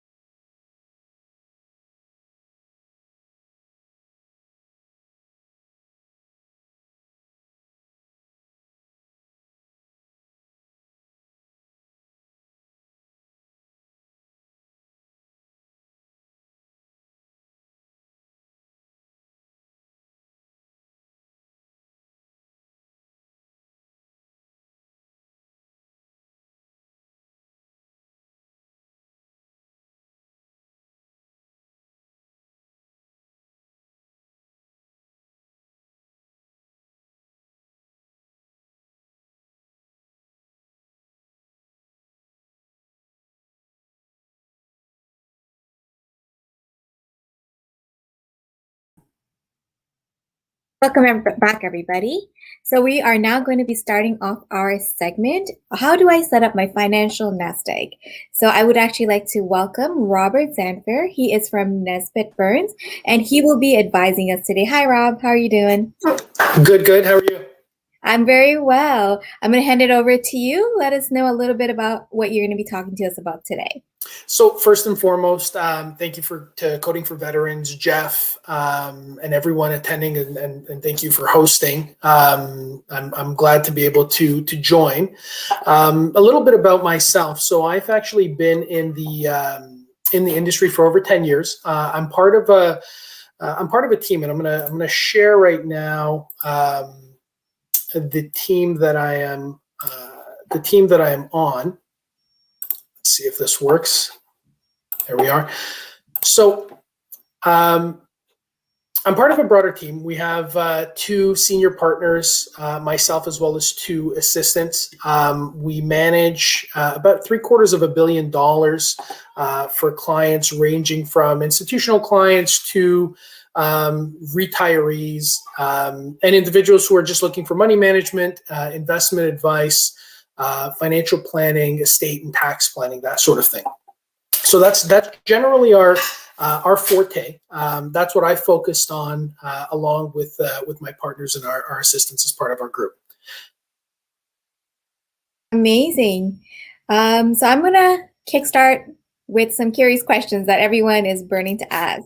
First and foremost, what is the #1 mistake people make when investing their money? So I think the biggest issue is people start off with the idea that they have a set return they need to get to. So people will have a number like 5 or 10%, and they say, okay, well, this is what I want to generate with my investments. And I personally, and I think this is not just my opinion, I think it's categorically wrong. I don't want to get too in the weeds, but ultimately, the reason why we try to accumulate money is it's a means to an end. So really where the optimal place to start from an investment standpoint is, what do you need the money for? It's key to understand if you're investing for retirement, what kind of a runway you have. Your investment horizon will generally dictate the kind of risks you take, the kind of investments you make.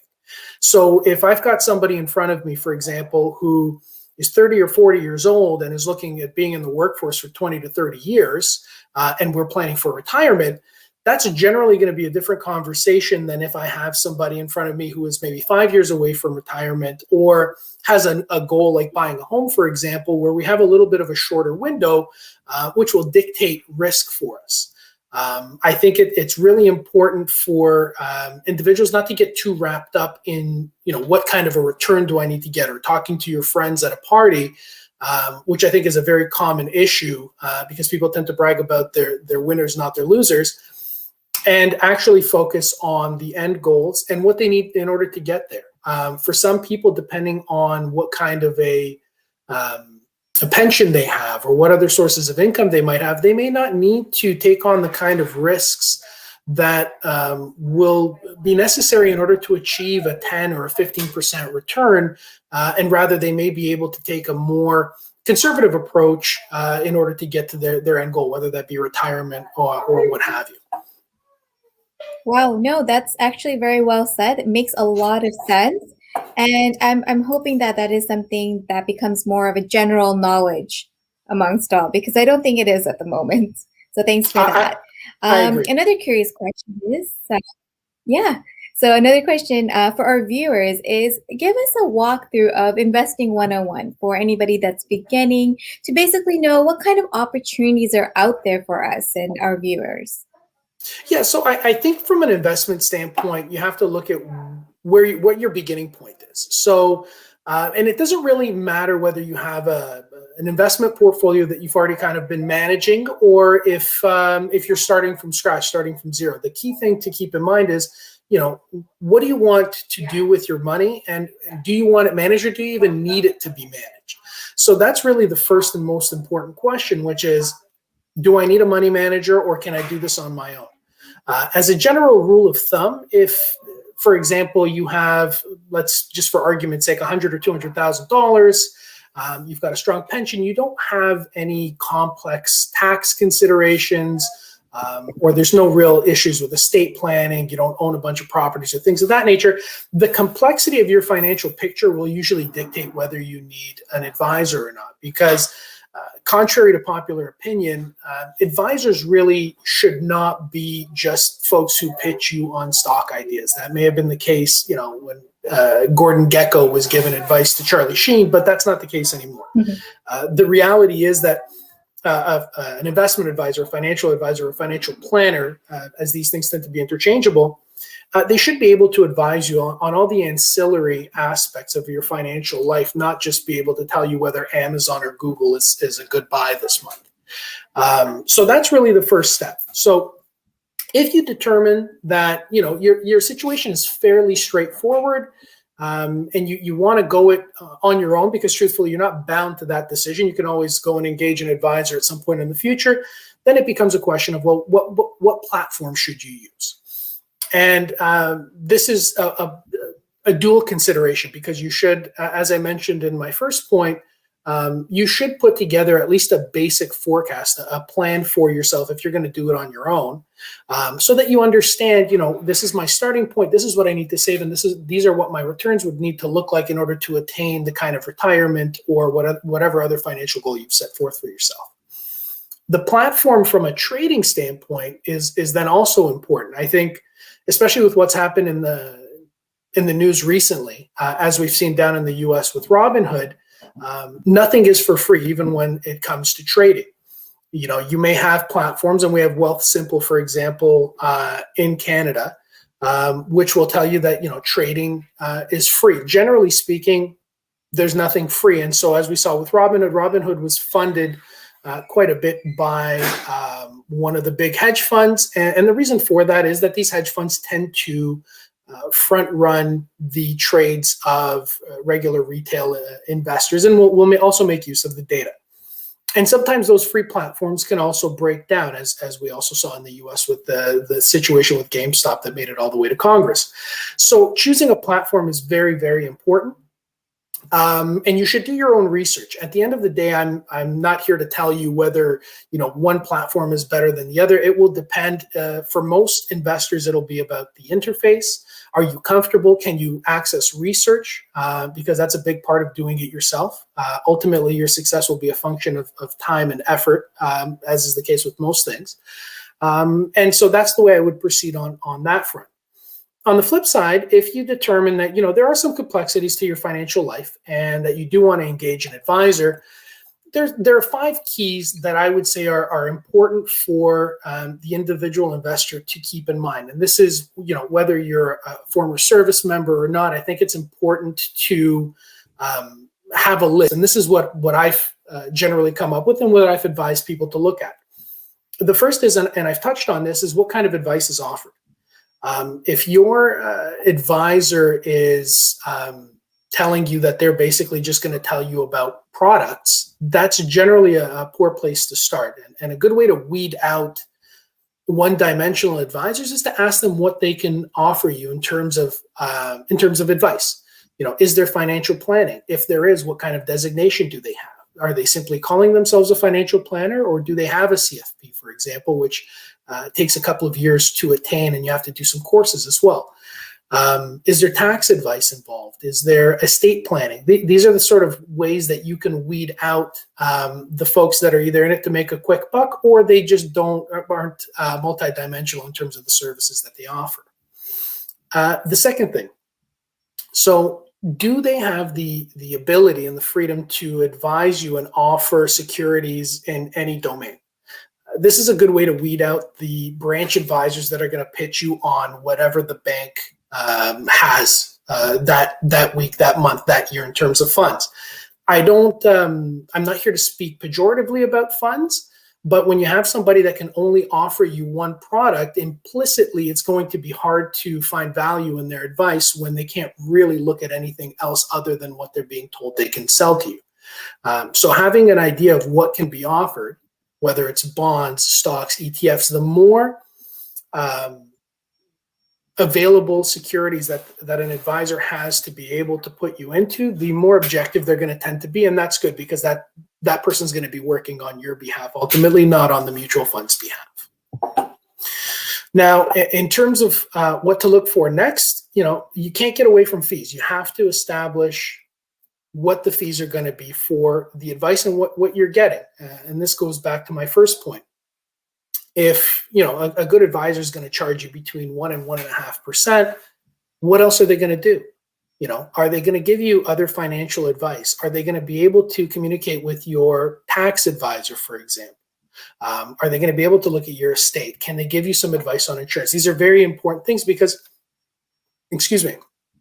ultimately, the value of an advisor, as I said earlier, is not their ability to pick a great stock. That's valuable, and you should look at that, but it's what else they're able to do, because generally speaking, that's the stuff that you can control. If I can find tax efficiencies for you, that's something I can control more so than, I go back to, again, whether Amazon shoots up 5, 10, or 15 or 20%. The next thing I would look at is, what kind of clients do they have? Is the person that you're sitting across, or, on a Zoom call across from, are they one person that's just started out in the business? Or on the flip side, are they somebody that's done exceptionally well and has quite a few clients? These two opposite ends of the spectrum, it's important to establish where the prospective advisor fits, because somebody who becomes essentially a victim of their own success can be just as bad for you as an investor as a newbie advisor. If you have folks out there who are managing 400 or 500 clients and have $500 million under management, you have to ask yourself, where do you fit in for that advisor, and are they going to be able to dedicate the kind of time that's necessary for you to be able to fulfill your goals? And that really brings me to my last point, which is, You have to ultimately treat this process as a hiring process. You're bringing somebody on, you're going to pay them in order for them to manage your money. You have to be comfortable with the person in front of you. You have to be able to foresee building trust. And ultimately, if you want to add to that criteria, you should, because ultimately it's your money. And if, for example, you want to ask for a reference, ask for a reference. It's quite normal. I don't think enough clients do that. And it'll give you a good indication of the kind of person you have in front of you. Yeah, no, I agree. That is actually very sound advice.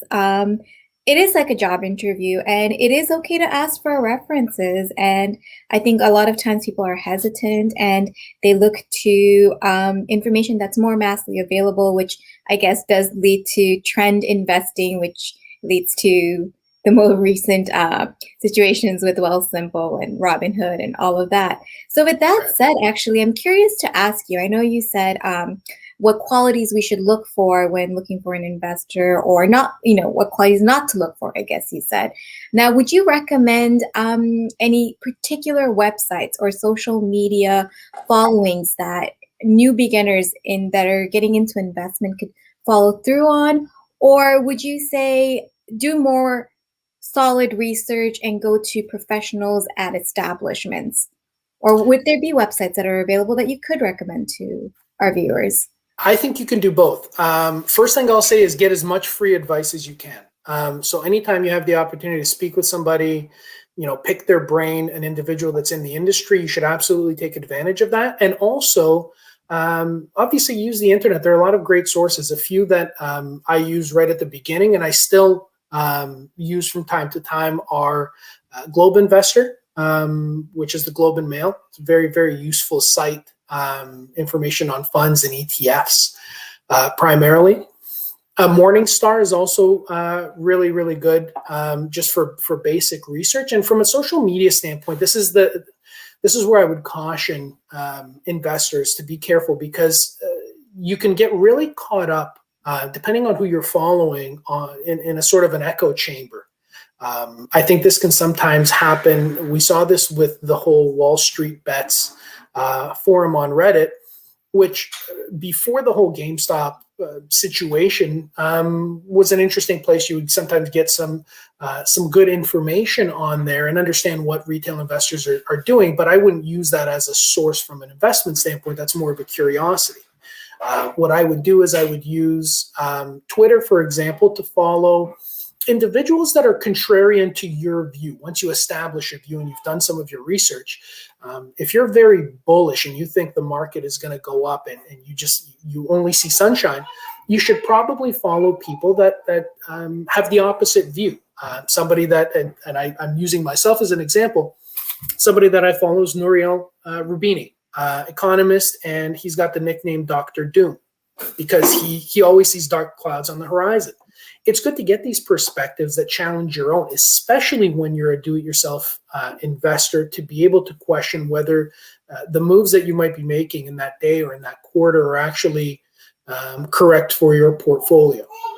So that's the way I would employ social media and all media sources. CNBC is another one I'll just add at the end here. Although I'm a little concerned about CNBC primarily, and the fact that they will sometimes use the show essentially as a mechanism to pitch certain stocks. I think you have to be careful as an investor when you're seeing a stock flash across your screen. You're really downstream from the information, so it's not necessarily an indication that you should rush out and buy. But if you use the website and their apps to do research on different stocks and look at charts, that can also be useful. No, that's actually very, very useful information. It's not okay to just say, oh, social media is bad. These informal forums are not good and it leads to bad invest. No, it's true what you say. You have to be smart about it. And there are certain particular platforms or people you can follow with a history, built history, to ensure what you're doing is on the correct path. No, that's very well. So something for our veterans specifically. What should our veterans more specifically look for when selecting an investment advisor? Is it the same as a layperson, or is there something special that they should look for with funding available to them or things of that sort?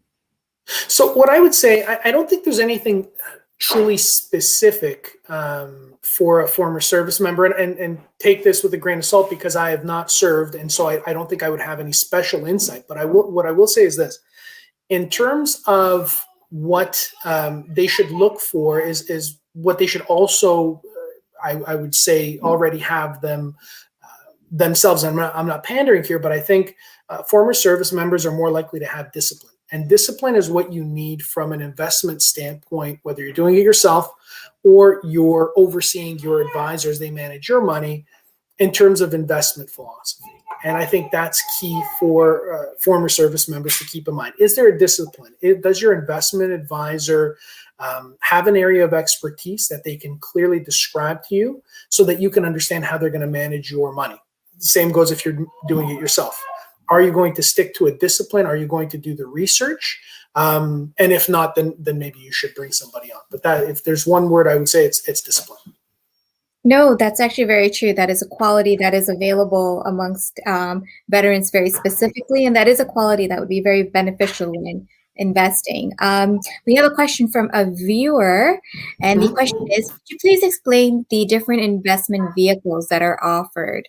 Sorry, one more minute. That are offered, low risk versus high risk, T-bills versus stocks. Absolutely. So I'll start with the first part of the question, which are the different vehicles, and that's a fantastic question. We could probably just spend our entire time having a discussion around two of these vehicles, which are RSPs and TFSAs. Now, for a lot of Canadians, I think there's a lot of misunderstanding into how to have these accounts complement each other. So an RSP, as most of us know, you wait until you're close to tax time. You may consult with your investment advisor or tax advisor and determine how much to put in your RSP and take the deduction. The TFSA is a little different than that. You cannot deduct any of your contributions to your TFSA. However, unlike an RSP, it's a true tax shelter. There's a bit of a misconception. Your RSP, yes, you do get to grow your money. It is sheltered from tax on the capital gains that you'll have in the income in that account. But when you eventually have to collapse it, and we all have to do it in the year after which we turn 71, you're going to have to take money out of that account on an ever-escalating basis, as it will need to be depleted by law when you convert it into a RIF, which is a Registered Retirement Income Fund. It's just an RSP that turns into an income source. So now you're paying tax on all of that money. Now you're not paying tax on the growth, but you're paying effectively income tax on the amount that you're taking out. On the flip side, the TFSA, yes, you didn't get that deduction and there wasn't a net benefit, but it wasn't a tax deferral vehicle. It's a true tax shelter, meaning that come retirement or come the time when you need to withdraw that money, you can do so without any sort of tax implications. And I think that can be very useful come retirement in order to mitigate the amount that you're paying to the CRA, depending on the various sources of income. And this is really where financial planning comes in. But if you've got a lot of taxable sources, and for most of us, we've got CPP, we've got OAS. If you've got some sort of a pension, that is generally taxable. And so if you add to that your RSP, you could end up being in quite a high tax bracket depending on how much you're drawing out on an annual basis. A good way to mitigate or bring down the amount of tax you're paying is to draw from your TFSA. And you can only do that if you've treated your TFSA as a true retirement investment vehicle, which is ultimately the way I see it.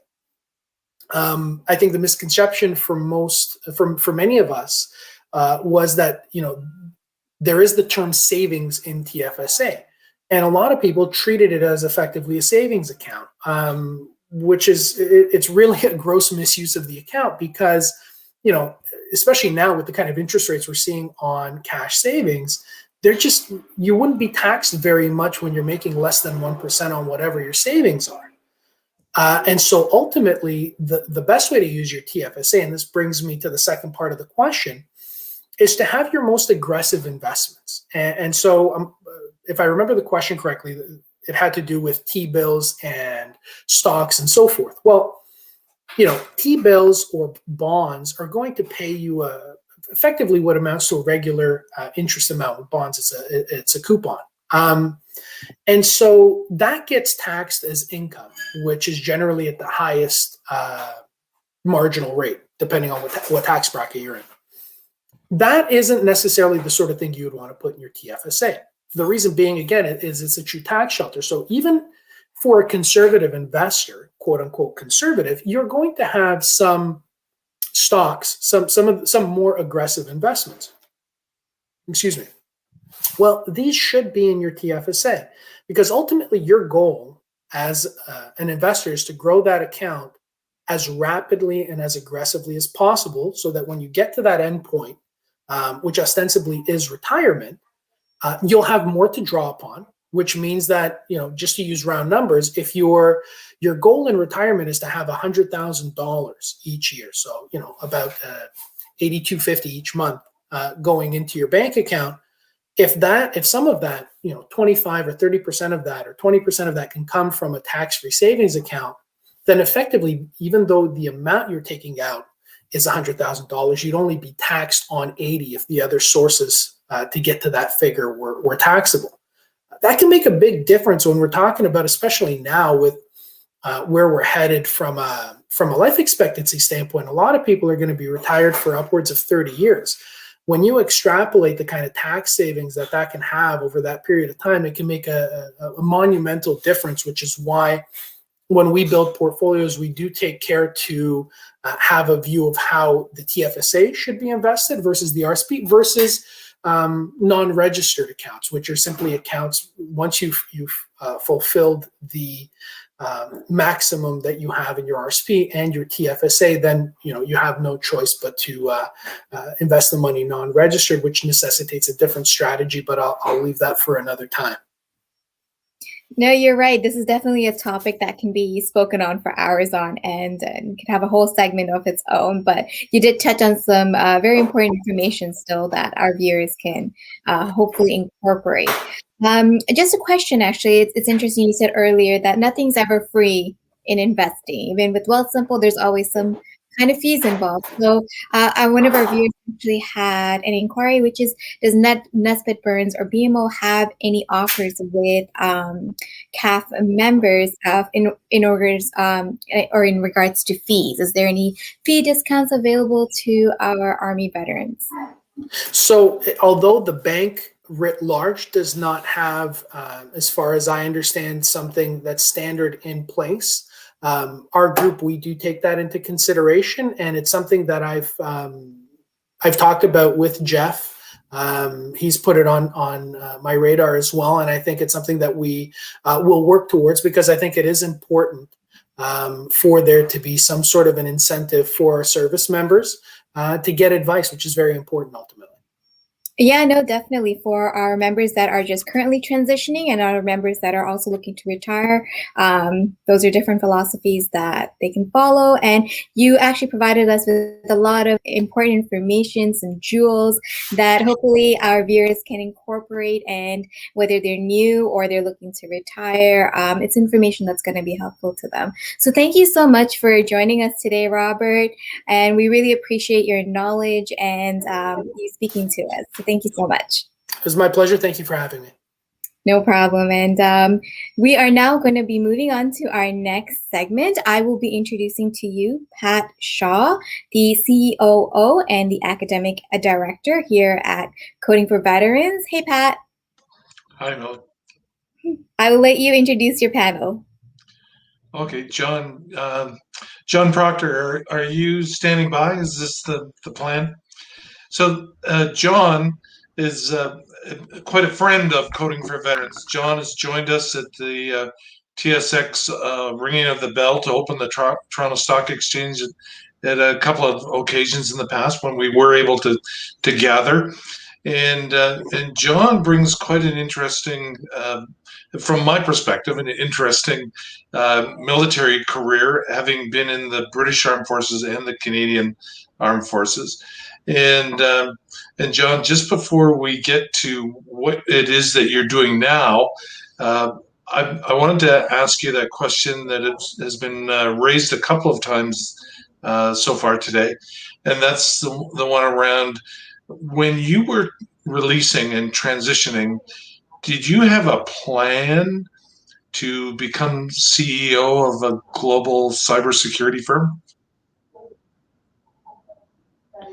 No, not really, not sort of that level of plan, but certainly a plan enough to get into the tech industry and cybersecurity in particular.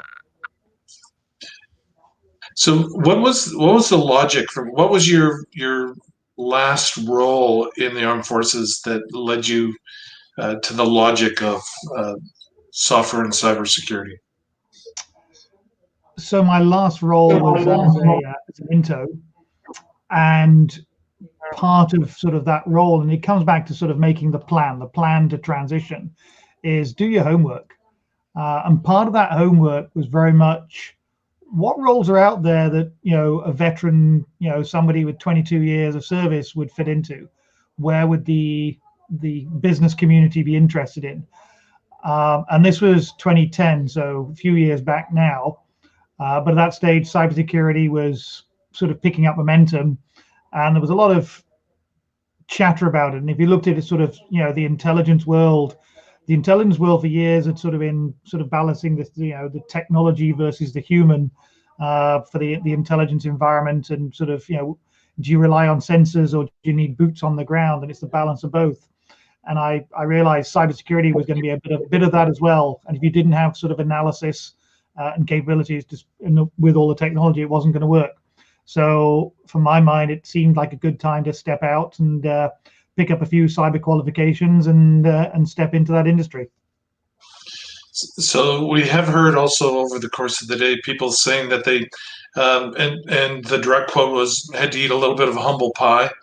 Didn't exactly launch right into a VP or a CEO kind of role. But can you speak a little bit about the steps in your transition and how that fit with your idea of the plan when you first started to implement it? Yeah, the early step really is recognizing you're making a cultural shift and you're moving to another organization.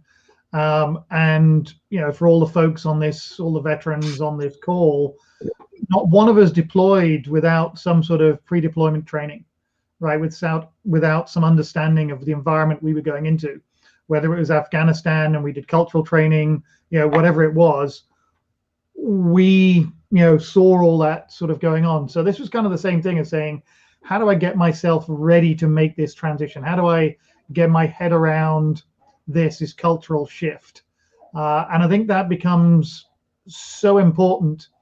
It is a different culture, right? The business world is a different culture to the military world. The military culture is unique. It truly is. And we've all, I'd say the vast majority have benefited it in some way or other from it. Other people have suffered in some way or other from it. But it has, to a certain degree, shaped us, changed us, formed us. And for those of us who joined up early, right, these were our formative years. You know, joining the military 18 plus. You know, those are your forming years. But then you go into this industry where they haven't had the same experiences, the same background, and you've got to understand that culture. So finding the people who can guide you, finding the mentors to say, this is the culture you're going into. You know, when you go to Afghanistan, you had cultural training, but then you still had a translator, right? Unless you were fluent in the local language, you had a translator. So you still need a translator. You still need to have somebody who's going to help translate this culture, the nuances of business to you. And for me, it was folks like Treble Victor. It was folks who'd made the transition ahead of me, and reaching out, making those connections, finding mentors, finding guides to navigate the system became important. And so, when did you come to connect with Treble Victor? But we're in that path, and my follow-on question is: are there other sources or organizations that supported you in that progress or the path as you moved along your transition?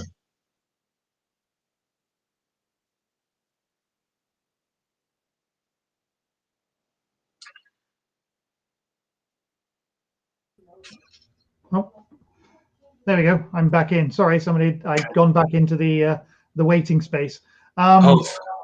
Yeah, no, I got your point. So I got to Treble Victor fairly early when it was just Toronto, and I met some of the early founders there and got some early guidance, and that's been great. But the point is saying it doesn't stop, right? It doesn't, just because, I've met these guys earlier and cool, I've had my guidance, I'm now off, you stay connected, and I've even through the business journey, as you said, I've made my own transition, my own jumps within the business community. I now, run a publicly traded company that's on the TSX. I reached out to Treble Victor guys who worked on Bay Street because that was a huge leap for me, and said, so how do I do this? Right? How do I connect with Bay Street? How does that work? How does the investment community work? How does the, how do the traders work? So all of these things become really quite important. And then expanding the chapters. And I think that's the other thing, is sort of giving back into that community. I probably have 1 or 2 reaches out a month for people saying, hey, can you give me some advice? And the answer is, always yes. Do you want to meet up? Now it's online, but before it was always meet up for a coffee or a tea and say, so what are you planning? And it might not be you want to come into the tech industry. It might be you want to go somewhere else, but let me have a look at your resume. Let me, see if I know somebody, because again, it's all about the network. Connecting people through and allowing people to meet up. Yeah, and for those listening in, I can attest to that John, you've got to be a very busy guy running a global shop like you are, and you've been very generous with your time to participate in roundtables as we're gathering data around the impact of COVID on work from home or distributed working concepts. And maybe you started to talk about that in terms of what's happening in the way of staying connected during this unprecedented time. Could you expand a little bit and maybe tell us a bit about how it's happening within your business, but specifically, how would you encourage people coming into or transitioning, coming into their civilian life at this time when travel and face-to-face is so restricted? Yeah, I guess the first part is, at the moment, business is really freaking hard. And if anyone's telling you differently, they're smoking, Canada's legal product. That's a true reality. I mean, we as a company last year, we took a 15% pay cut across the board. And if you're the guy in charge, you go first. Right, you take the 15% pay cut first, and you show that, lead by example as always. That's kind of the key. And it's still hard. I mean, we're still growing. We've done acquisitions during COVID, but it's still difficult, and everyone's working their ass off, really. And I think it becomes really important to keep sort of the social infrastructure that's been really hard within the company. Is making sure we stay interconnected, making sure people still have some sort of social connection despite everybody working at home. And the other thing, everyone's different. For some people, this has been really, really hard, working from home. They've got small children at home. For others, and some of our tech guys, this has been the best thing ever. They can sit in their gaming chair all day. They can write code all day and then play games in the evening, not ever moving from the chair. And they couldn't be happier. So again, you've got a whole spectrum of people, with different pressures, different stresses, and different levels of enjoyment of working from home. So again, it's recognizing that and pulling it all through, but it's also making sure the company truly understands and has a vision of what are we trying to do here? What are we trying to do as a company? And the more you have sort of adults that you can trust, the better that's going to work. Yeah, John, maybe could you speak a little bit more on how you get to that insight that you just shared? As you were leaving the forces, with the experience and development in 2 bodies of military culture, how did you, was there an aha moment at some point where you said, oh my God, this isn't like being in the military? Or, there's so much of what I did in the forces that is relevant here. I can make this work. Yeah, I mean, I certainly had my aha moment. I had the pleasure of doing a TED talk a couple of years back, and I talked about it there. I can remember getting off the train at Union Station and walking out, and I was trying to go and meet some companies in Toronto, and I'd come down from Ottawa on the train, and got off at Union Station and just ground to the halt, right? It was just so busy, and I was looking at these buildings going, how the hell do I go meet clients in these buildings? Right? I don't know how to navigate this. I don't know how to do this. And it wasn't quite a panic attack, but it was certainly a massive confidence attack to say, you don't have the experience to do this. You're winging it. And the answer is, yeah, sure as hell was. And you've got to try and step through into that. And I think that's the piece. But again, it comes back to, which is, and I've used this analogy before, coming out of the military is a bit like coming up from a deep dive. And we're all coming up to effectively the surface, as it were, and call it the surface is the world outside the military. And for people who've been close to the surface, they've worked in jobs in the military that are fairly well aligned to civilian culture, be it lawyers or medics or whatever it is, where they've had contact with the civilian world outside. It's a little bit easier to get to the surface. If you're somebody who's combat arms or something similar that has had no contact with the outside world, and your roles you've had is so different in the military world, I do believe that's a harder transition for a whole bunch of people. And that's what I said is we need to, do a gap analysis as people transition out of the military. Do that gap analysis from where they are in the military to where they want to be in the civilian world, and say, what are the skill sets? Because the military, as we know it, is not unified, right? There's so many different trades and branches, and many of us make jokes about the Air Force living in hotels all the time, while the Air Force military, the Army's in the field and all points in between, right? But we're all different, and that gap analysis, I think, is a key aspect of saying, where am I within the military? How deep am I inside that military culture, and where do I want to be in the future? Oh, that's a great point. I just grabbed a note from one of our students, as many of the people on the call will know that through Coding for Veterans, we include an organizational behavior course in our technical skills. And one student who just recently graduated from the software stream said that the organizational behavior course was astounding. It was fantastic for me. And I gained a tremendous amount of insight from the coursework that I wish I would have learned 10 years ago. And the reason I raise that is that reinforces your point that for some people there is an aha moment. And for others, it's that old boil the frog metaphor that, the water temperature just keeps going up, and then all of a sudden, you're cooked. And so back me up to some of the career steps. Like, how did you know to make a move from CGI, which is well regarded as a tech and a cyber company, and who would you have been looking to for counsel or support, or to have your back in that kind of a major shift or major move? Yeah, sure. I've sort of been at CGI for 6 years, and I think that's kind of an important point of saying, when you get to your sort of early company, right, don't start looking around first. Get settled, get understanding. That's your apprenticeship position, right? Learn that point. And I sort of moved up some levels within CGI, and again finding mentors inside and outside. And then through my network, the role at Martello was discussed. And again, I was lucky to be able to then bounce sort of that off.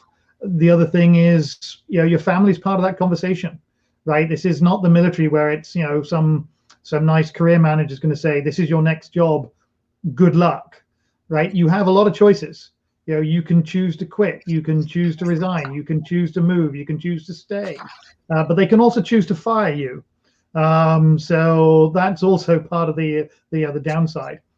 So discussing with your family, saying, this is the move I'm thinking of, these are the benefits, but these are the risks. I could fall flat on my face, on this new role, and what that will mean is I'll be out of a job. You have to have those conversations with the family. It's not, we talk about the difference between organizational courage and physical courage. In the military, no matter how bad a job, you'll generally get paid, right? And there's a lot of people on this call who will say, I've sat next to a guy who came in at 9, went to the gym between 1 and 2, then had his lunch at his desk between 2 and 3, and finally went home at 4 o'clock. and he got paid exactly the same as the guy sitting next to him who bust his ass 9 hours a day, went to the gym at 6 before he came in because he knew he was so busy. Well, civilian industry is not like that. We pay you based on outcomes. And if you're not achieving, we'll move you out. And there is a, understanding that cultural shift becomes really, really important. John, is there one element of that cultural shift that presents more of a problem, you think, not necessarily about you personally, but you through Treble Victor, through your own firm, you're encountering veterans moving into the workforce, the civilian workforce. Is there one thing that you think that everybody better be looking at, make sure they've got a check mark beside? So I'd say there's two pieces of that. The first is coming out to be humble, right? Humility, right? Accept you're moving into something new. And, there's two aspects of ways of looking at this piece, which is if you go to, a bookstore in Canada, there's many more books on business leadership than there are on military leadership, right? Just because you've been in the military and you come out and say, I'm a leader, there's an awful lot of business leaders out there who are really, really good at leading in their culture.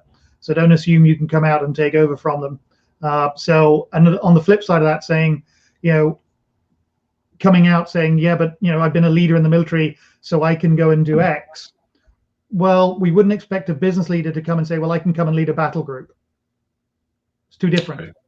So you can't have it both ways. You can't say, well, I can come out and lead a civilian organization, but you wouldn't allow the civilian to come and lead the military organization, right? So you got to come out, be humble, and accept that you're going to do some learning and learn some different aspects, and then step through based on that. And yes, you got a wealth of experience and leadership, but you've got to be adaptable, and that becomes key. And then the second piece really is that game plan, right? Having that plan that says this is the lifestyle I want. And again, there's a whole bunch of people who said I'm happy with a certain lifestyle when I come out. My pension gives me, and by the way, if you're 2 or 3 years away from your pension, stay the hell in, right? I'm sorry, even if your job sucks a little, keep going, right? That pension is worth its weight in gold, literally. So I'm sorry, that pension is extremely valuable. Keep going, and then have the game plan of saying, but when I leave, this is what do I want? Do I want a lifestyle job? So a fun job that allows me to do what I want? Do I want to create a business that's about me and what I like to do? Or do I want to really go and sort of, make big money and go do something else? And I really think having those sort of mindset around this is my plan and have the humility to go and learn how to go and execute that plan, those are the keys. John, that's a great perspective. We're closing in to the end of our time, but I like the way that you kind of bundled all of that together. And there are organizations, and especially as you pointed out, Treble Victor is expanding across the country now. And so if wherever you are on this call, do check in with the Treble Victor website and look for where that next meeting or that next community is being established. And John, could they reach out to you, or you could redirect them somewhere? Yeah, absolutely. I've seen a couple of pop-ups from people pinging me on LinkedIn already, which I'm delighted about. So please, reach out, connect, and I can tell you all about mistakes I made, because that's the only way we've got this knowledge is by making mistakes. It didn't just happen by osmosis, but really sort of the network is the piece that was so important to help guide me, and get this moving. And I'm delighted that you can use that practical example of LinkedIn, because lots of people have talked about it. How do I get on LinkedIn? And increasingly, that's an important networking platform for people who want to go into a profession or cybersecurity or software as well. So, John, I want to thank you. I think that Jeff, it must be I should be handing this back to you. I think you've got your panel ready to go, and I'll be jumping out right now. So thanks a lot, John, and over to you, Jeff.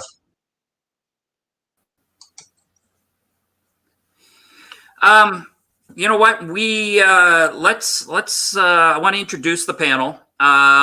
What a great segue, Pat, between your discussion with John and the next topic that we're covering here, because it's very important to look at things as a career versus just getting a job. And we've got 4 great panelists joining us here today that can really provide some insight in terms of those next steps. So I'd like to call upon Serge, Chris, Scott, and Anthony on the screen here. They'll each give a little bit of an intro on themselves, and then we will jump into the panel. So welcome, guys. We appreciate your time. Serge, give a brief intro, and then we'll go on to Chris, Scott, and finish up with Anthony. All right, so happy to be here on this very gender unbalanced panel, but worthwhile nonetheless, I hope. Listen, so Serge, I've been at the University of Ottawa for close to 30 years now, thinking about retirement, as John has just pointed out. But best job I've ever held is being executive director of the Professional Development Institute here. And this is really where the university integrates with industry, integrates with the real world out there, and where we can, maintain what we call a lifelong learning path with our graduates and other professionals. I'll have a chance to talk a bit more about that in a minute. Awesome. Chris? Perfect. Hi, everybody. Chris Henneberry. I'm a client partner with SAP. SAP is a large enterprise software company all over the world, about 120,000 people in the company. I work specifically in the west of North America with Fortune 50 companies. So basically the Googles and Starbucks and Apples of the world. I work with those guys every day. Used to travel a lot, not so much anymore. I'm also, I've started multiple businesses in the past and sold them. I started Soldier to Leader, which is a program that helps veterans and transitioning soldiers find mentors in the careers that they want to break into.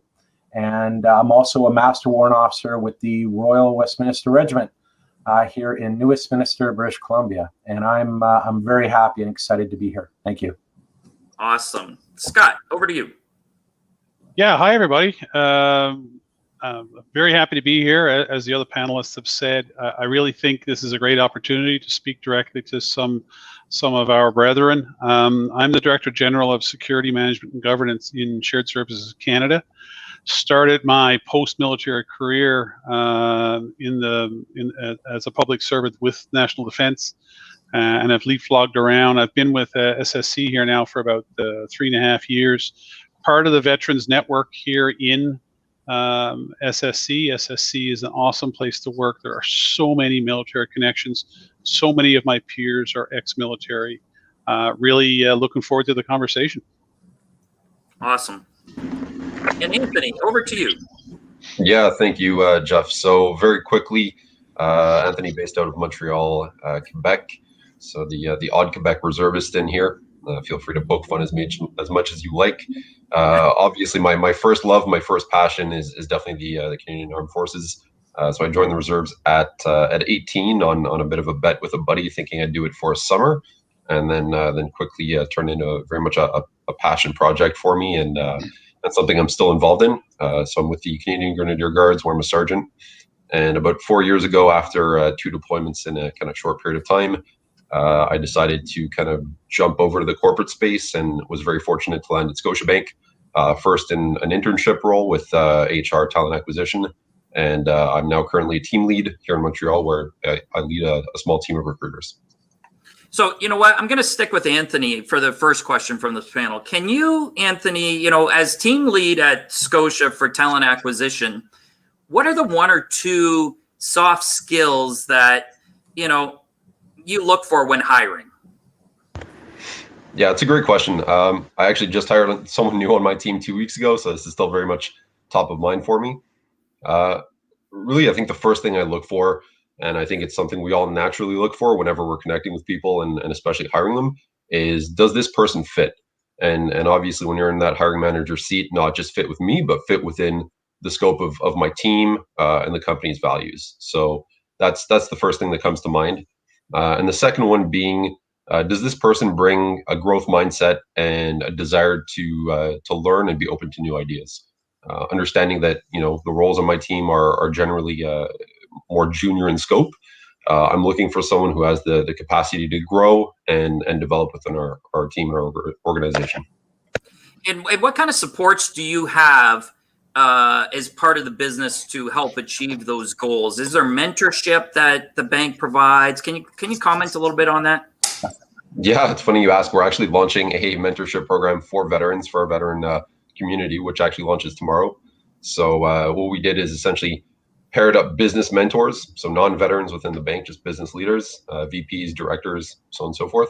And what we're doing is we're matching them up with veterans, with reservists within the bank who've raised their hand and said, hey, I'd like mentorship, and I'd like to be guided by someone more senior who can help me grow. So that support is definitely there.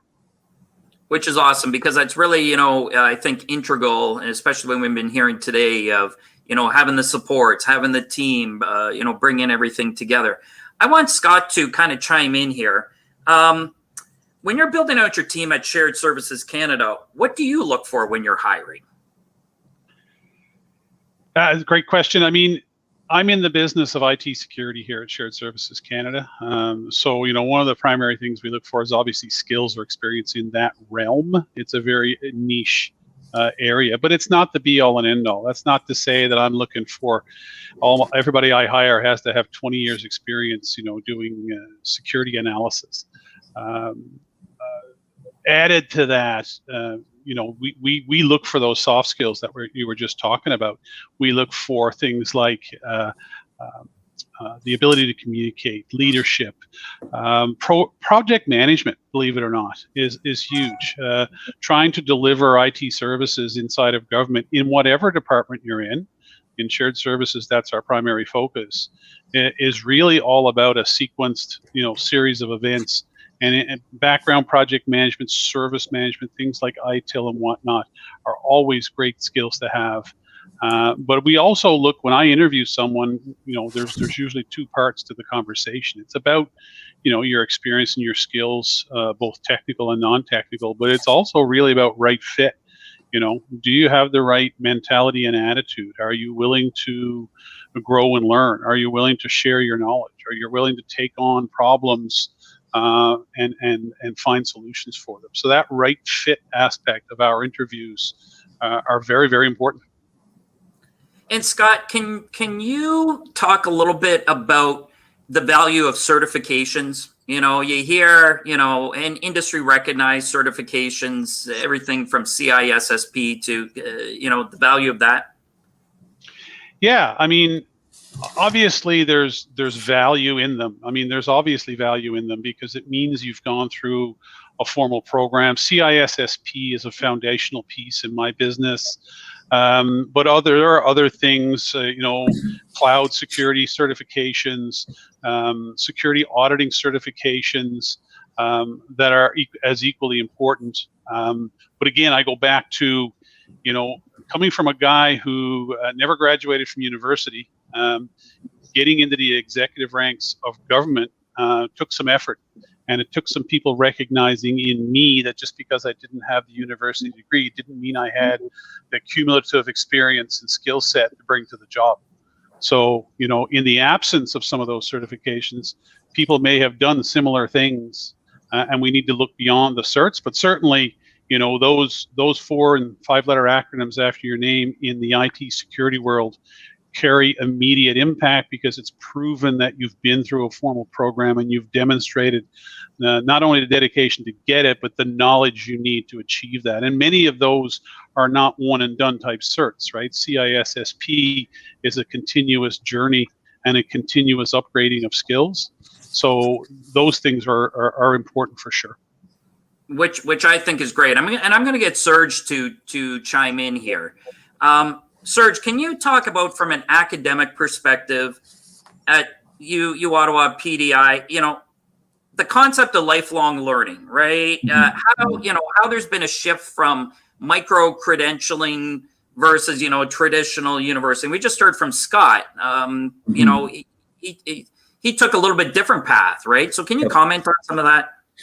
Well, a very timely question because, you know, lifelong learning as we used to say at the university, used to be the pickles and olives of the main dish, if you will. It was a nice to have, but universities weren't really taking it seriously. Forward-looking universities these days are really integrating professional development in their core mission. Professional development in any good university will be mission critical. And the reason for that is that universities have recognized that knowledge doesn't stop at graduation day. On graduation day, you can't just shake hands and say have a good life and off you go. So the notion that work and study are two different things is frankly pretty obsolete now.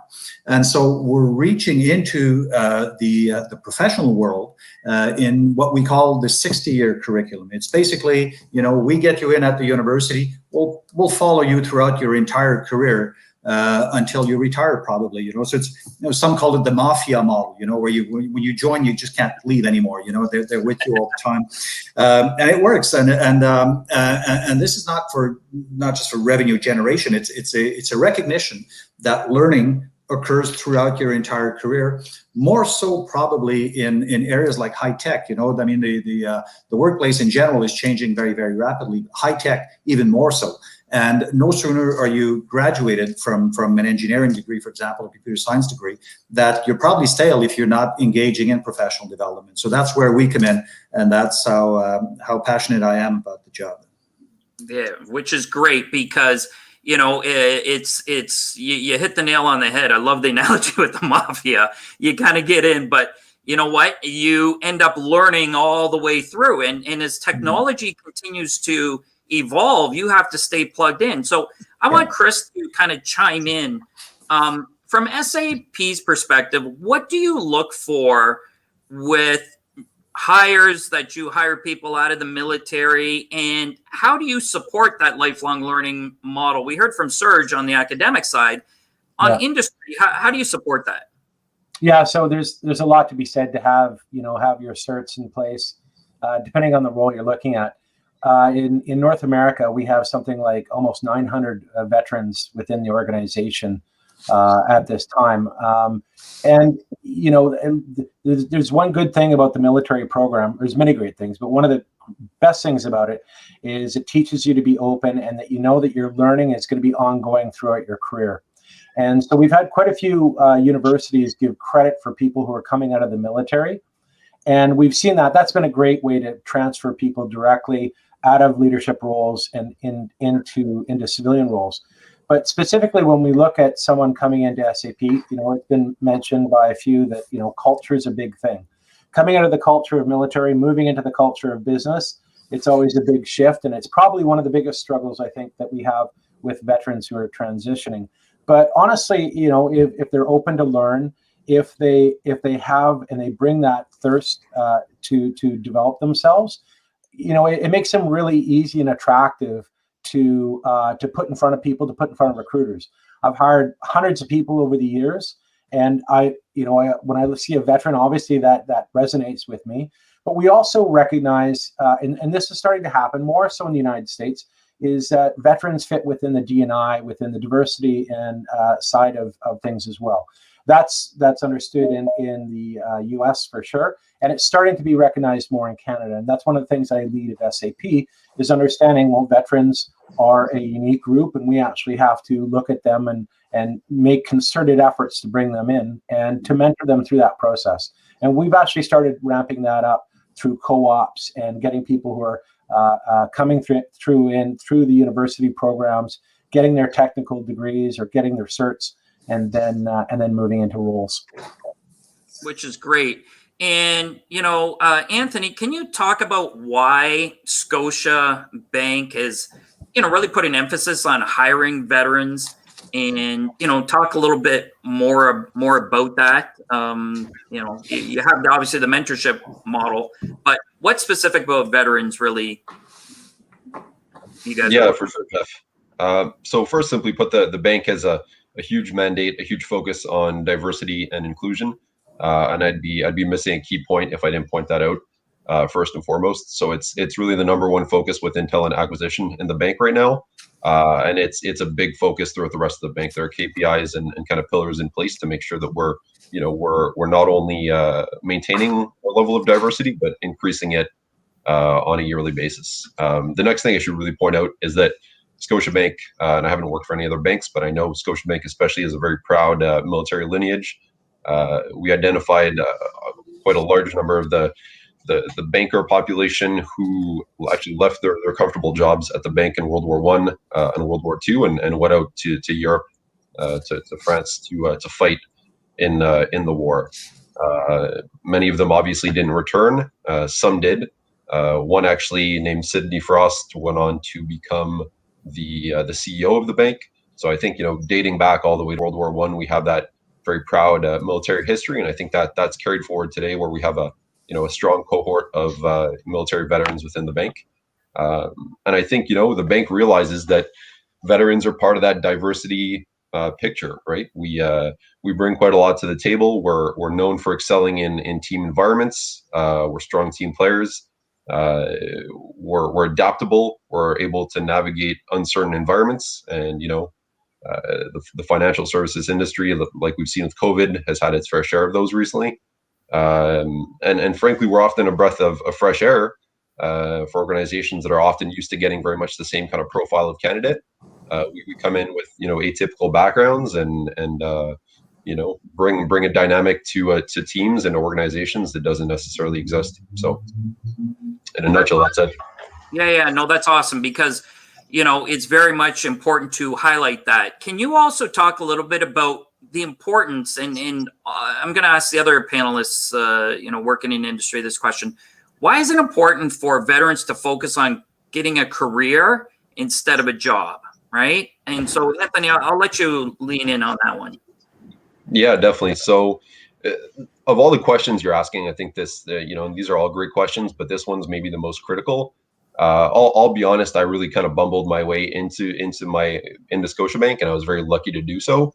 I had pretty much no corporate experience before getting into the bank. So I was quite fortunate in that I think I fell into a really good organization, and I had, good leadership, good management who was able to kind of guide me through my transition and tap into my soft skills. So I think for any veterans or anyone listening who's making a transition or thinking about it, if you're just looking to get a job for the sake of getting a paycheck, it's understandable. Everyone has bills to pay, but you're not setting yourself up for success, right? And I don't have the stats, but I think just from my personal experience, anecdotally, and the experiences of friends of mine, I'd like to see the numbers for veterans who stay in their first job, their first career, a year or two post release, right? I think most end up switching within the first 12 to 18 months.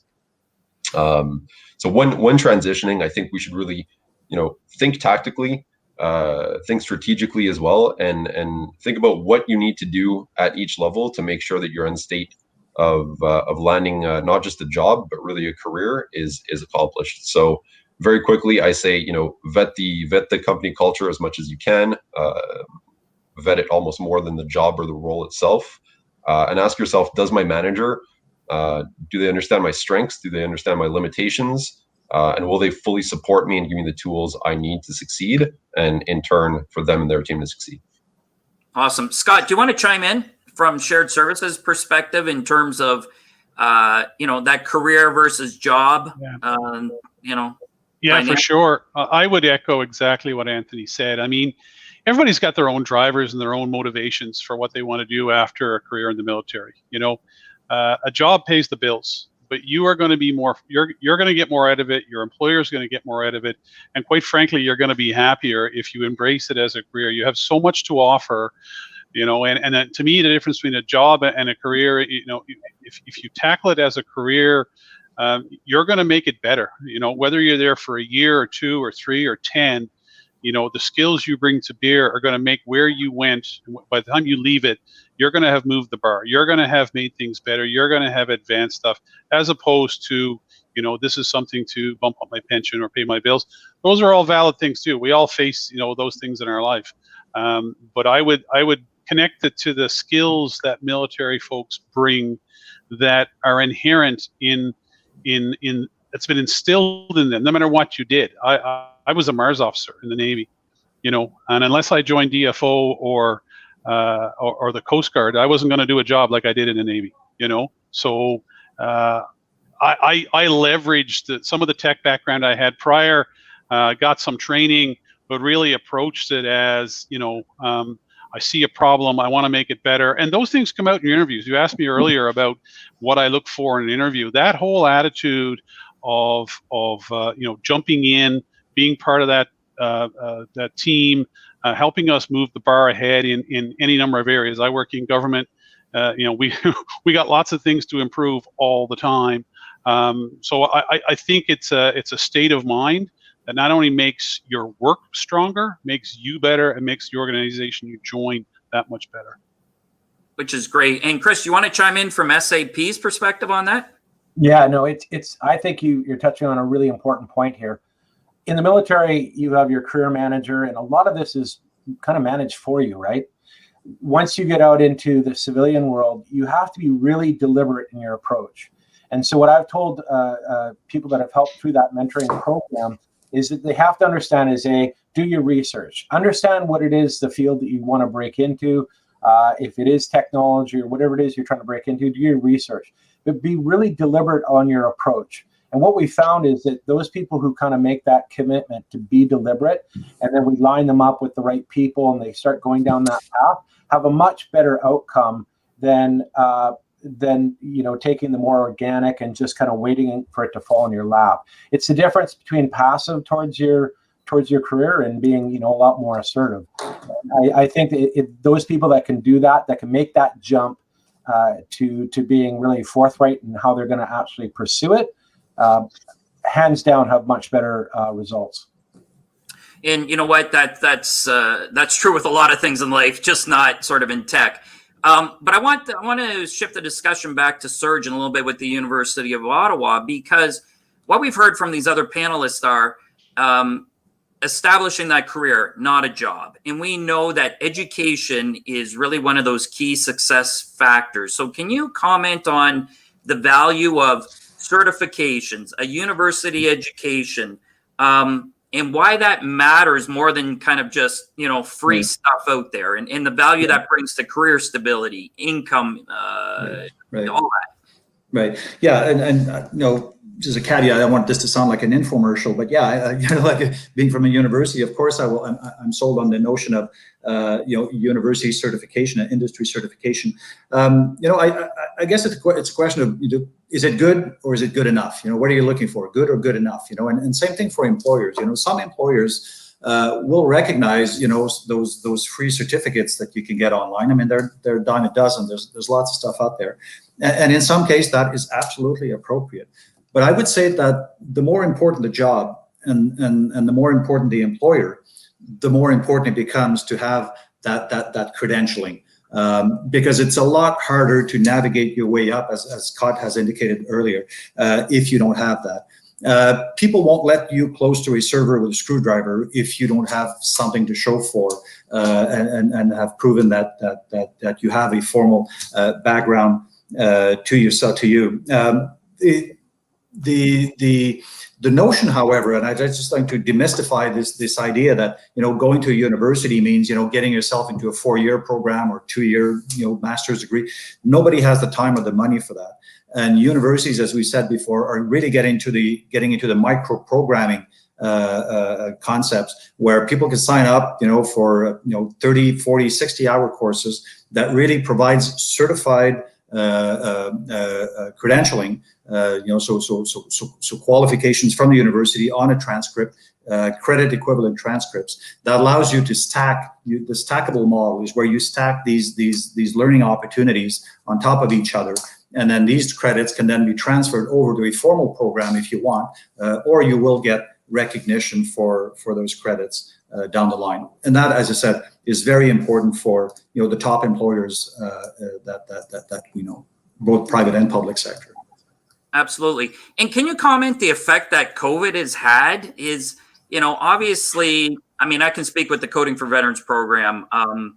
From the outset, it was delivered 100% online. I have jokingly tell people we anticipated the pandemic, right? Which we all know why we didn't. But yeah. You're the Bill Gates of this world. Yeah, exactly. I like to think so. But can you talk about the move to online learning, and what in the doors that really opens?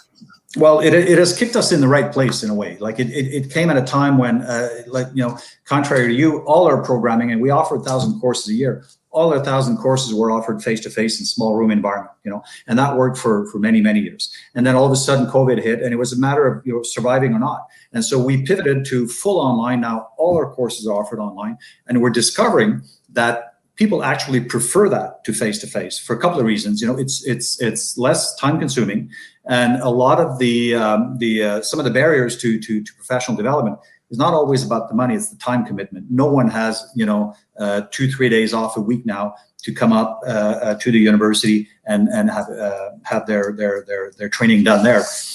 This will always continue. As soon as we can deconfine, we will continue. We will put back courses in the classrooms. But in parallel to that, we will always have the online versions now, because we've just surveyed, I think it's a little over 600 of our participants lately. And something like 92% said this was a wonderful experience. I much prefer this format than the face-to-face format.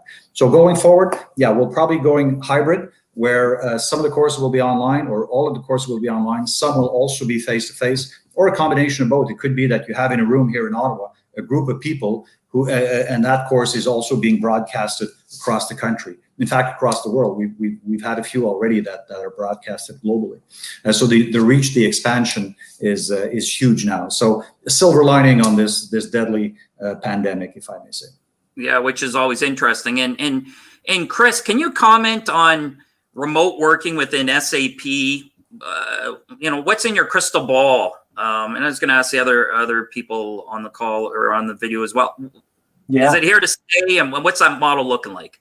It's funny. I sit on the executive team for Vancouver. We've got 1,200 people in our office downtown in Vancouver. And I used to travel about 3 days a week down to the US, down to Silicon Valley. That was my job, being in front of people. So when the pandemic hit, I thought, oh, this would be great. Everything will slow down a bit. I won't have to travel so much, spend some time with my family. And as it turns out, our volume just went right through the roof. And work longer hours now. Is what we found out generally is that we can be very successful still being distributed and working from home. Now, SAP, as a lot of companies, leaned into that.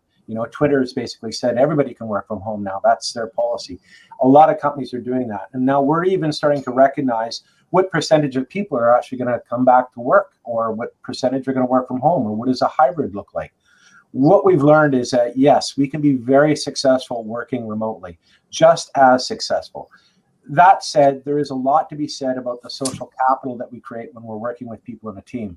It's one of the things we all loved about the military, the esprit de corps, the working together. There's a lot of value that gets created from that, especially when it comes to creativity. So I think generally we can say that all large companies, if not all companies, are going to be leaning into it a bit where they can to allow people to work remotely. But there is really a desire. I talk to my team, and they really much want to get back in the office, see each other, and again create those creative opportunities together. Scott, are you finding the same way, or because you handle things within the federal government, are people forced to be on site, or how do you guys adapt? I think federal government has learned many of the same lessons that Chris was just talking about. I'll give you my own personal experience. I've been a public servant for 13 years. I can count on one hand the number of days I teleworked in those 13 years until last March. And now I believe, and I think most of government believes, that is now the reality. And quite frankly, we've demystified this concept that you have to be in an office. Will we return to the office? Absolutely we will, but it'll be a very different scenario. I don't think it'll be 5 days a week. I have employees on my team in St. John's, Newfoundland and Victoria, British Columbia, and they lead security-related risk analysis teams that could be here in Ottawa or could be just as spread out as they are. So I think federal government has learned that we can do the job. In fact, I think we can do the job just as good or better in this virtual world. We've introduced new tools, new processes, but as Chris said, I think you lose something there. There's a little bit of that esprit de corps. There's a little bit of that. I had someone describe it to me the other day as the meetings before the meetings and the meetings after the meetings. right? Where you grab that person or that individual that you needed to talk to and you have a little sidebar chat. That's difficult to replicate in the virtual world, right? But we're learning ways to overcome it. It's been a game changer in federal government. I don't think there's any going back to the way it was.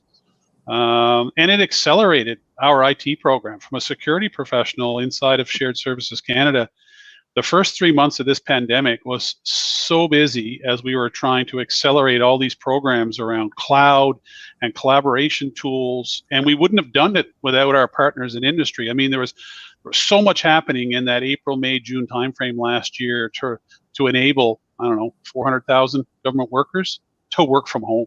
It was awesome to see, and I think the world has changed, and we'll never go back to what we thought was normal. Yeah, absolutely. It's a new way. Anthony, talk about how the bank has been pivoted towards this. I mean, one thing I can tell you from like the Coding for Veterans perspective, now job opportunities are open to graduates from coast to coast. You don't have to be in the same city. So talk about Scotia's crystal ball coming out of this pandemic. Yeah, good question, Jeff. Tough question for me to answer. I don't want to put my chief human resources officer in any kind of hot water here, but from what I've seen at my level, we've been honestly pretty successful. I can't believe it's been over a year now that I haven't stepped foot in the office. Not even to grab my belongings. I'm thinking about my plants that have definitely died. But all that to say, I've done it without any kind of hiccup. And I know that's definitely the resonates with my peers as well. And I think across HR and across the business, I think we've been, if anything, more productive. So I think it shows not only, as the other panelists are saying, that we're able to get more work done, but at the bank level, I think the bank was quite fortunate to invested quite a lot of money into its IT and technology infrastructure before the pandemic. Kind of like a flashback to Coding for Veterans, also, brilliantly anticipating this. But we're fortunate, we had great tools like Microsoft Teams, so we're able to conference virtually. Now, as far as, from a hiring standpoint, what that looks like and how that'll shift the landscape and kind of shift perception as far as hiring people nationally and hiring people remotely, honestly, I don't know. I don't want to speak out of turn. I think we've kind of opened Pandora's box of as far as remote work and these hybrid models we're talking about. But will that shift things long term? I don't know. I hope so. I think some work is better done in person. But let's keep our fingers crossed. Let's hope that for some of these IT roles, these cyber roles, that things do shift. Yeah, no, for sure. We've got a flurry of questions, and I want to get to them because we only have about 10 minutes left here. There's a question we had, what is the one misconception that, and I'm going to direct this to Scott, Chris, Anthony, because you guys, handle hiring here. What is the one misconception that you feel employers have related to hiring veterans, and why should they be hiring? You want to kick it off? Sorry, I didn't hear you there, Jeff. Is that at me? Yeah, I said it to you. Okay, sorry, you're cut out there for a second. The joys of virtual meetings and conferences, right? I started public service life 13 years ago, and I've been in several jobs where my peers, my bosses, didn't know much about military and veterans. They didn't know. And I would always take the time to try to educate them a little. I think one of the biggest misconceptions for folks who are not in the know, the folks haven't been around military folks or around veterans that have left the military. They have a perception, maybe a Hollywood perception, where they think very specialized. Everybody works in that warfighting game. Obviously, that's a mission of a military. But what few people really understand is that, take a department like National Defense here in Canada, everything that's done in almost every other department in government is replicated to some extent inside National Defense, right? there's doctors and lawyers and techs and communicators and trainers, and yes, there's combat arms, and underlying all of that are soft skills around problem solving and leadership and communications. And I think it takes organizations like yours, organizations like we've stood up in shared services, a veterans network, to break down some of those misconceptions that yes, there may have, that veteran may have been a combat arms soldier, but that's not all he is or she is. That's not all the skills they bring, and the other skills that he or she brings can be applied to any type of job, especially in the public service. Great answer. Chris, you want to chime in from SAP? Yeah, I guess there's two time periods I look at. I've been a soldier for 36 years as a reservist. Pre-Afghanistan, I think there was a lot more misinformation about what a soldier is capable of, the training, and how that can transition. Post-Afghanistan, I think that's changed quite a bit. We talk about it a lot more, and I'm actually seeing better connections with people when they realize that you served in the military, or when we talk to other people who are veterans. I've had many times where that's been leveraged to great extents when you make connections with customers as well. Oh, you served, and so it really kind of depends. I think right now the biggest misconception is how value is transferred, and I know that we talked about it a little bit before, but the ability to multitask, the understanding of the constant learning, and the teamwork. The teamwork's a big piece of that. The other thing is that everybody who moves into civilian life, moves into their careers, that is former military, needs to literally kind of promote that a little bit. And this is a big shift for everybody as well, because you as a veteran or someone coming out of that service and going into the civilian life is actually a person who's advocating for other veterans. And this is one of the things that I've really tried to instill with my peers as well, is you're amazing at your job. People need to know that you've got some of these skills from the military, because you're helping buddy who's coming in after you. And you're basically, you're transitioning, a little bit of your success, and you're sharing it out, and it helps demystify a little bit of the resources and the capabilities and the understanding with our civilian partners as they come to understand what we're capable of. Which is great. And Anthony, do you want to chime in from Scotia's perspective? Like, when you're hiring people, obviously you're in the reserves and what have you, and you get it, but what are most companies missing, and why aren't they hiring more? Yeah, I'd first like to point out I really liked what Chris just said about kind of blazing a trail for any veteran, any service member who's transitioning.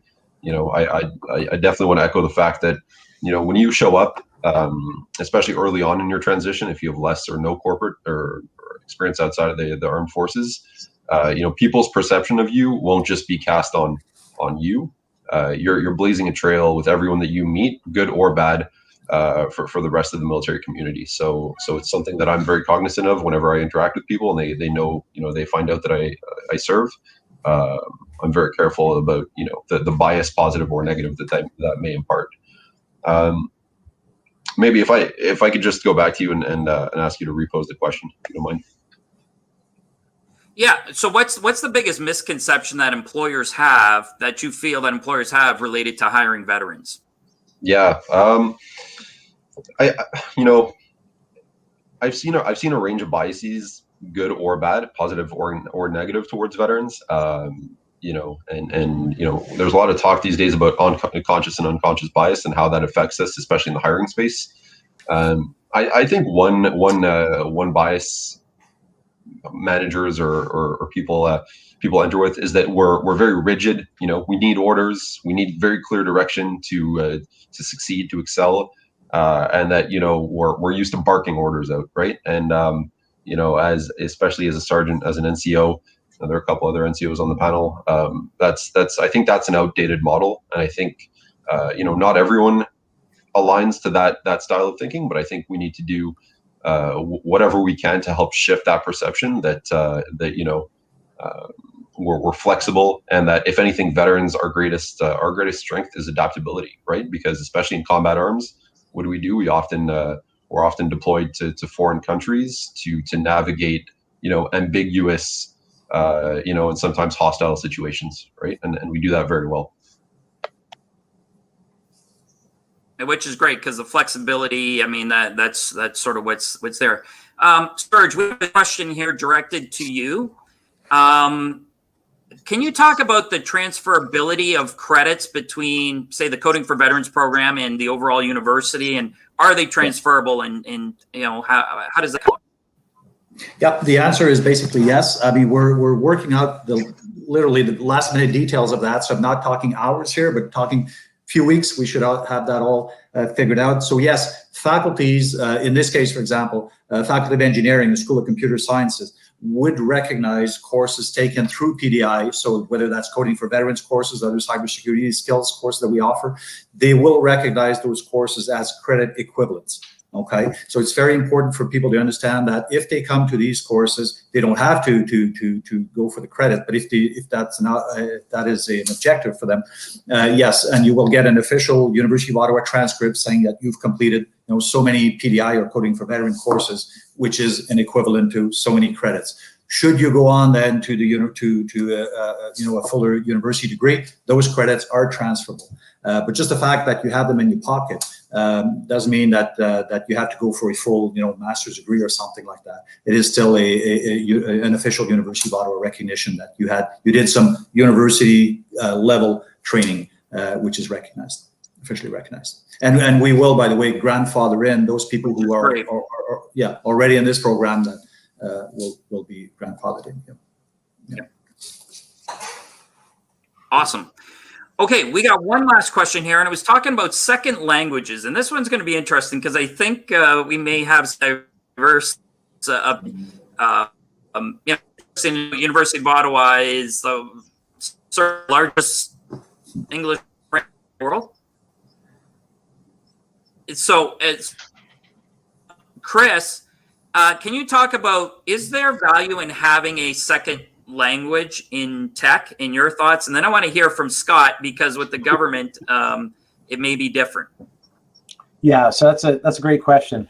If your second language is Java, then yeah, sure. Because here's the thing is, my company's worldwide, so in a given day, I'll have programmers in Poland and India and Vietnam that will be working with me on projects, and and in Canada. So speaking English and being able to be articulated in English is obviously very valuable. But your languages, man, if you're going to focus on a language and you're looking at technology, focus on Java, focus on all the new emerging languages and technology, because those are the things that we look immediately when we're looking to hire. We look and see, can they actually program in these languages? That immediately gets you that first step in the door to getting a career in this space. Which is great. And what about the federal government? Because I know they're handcuffed with different rules.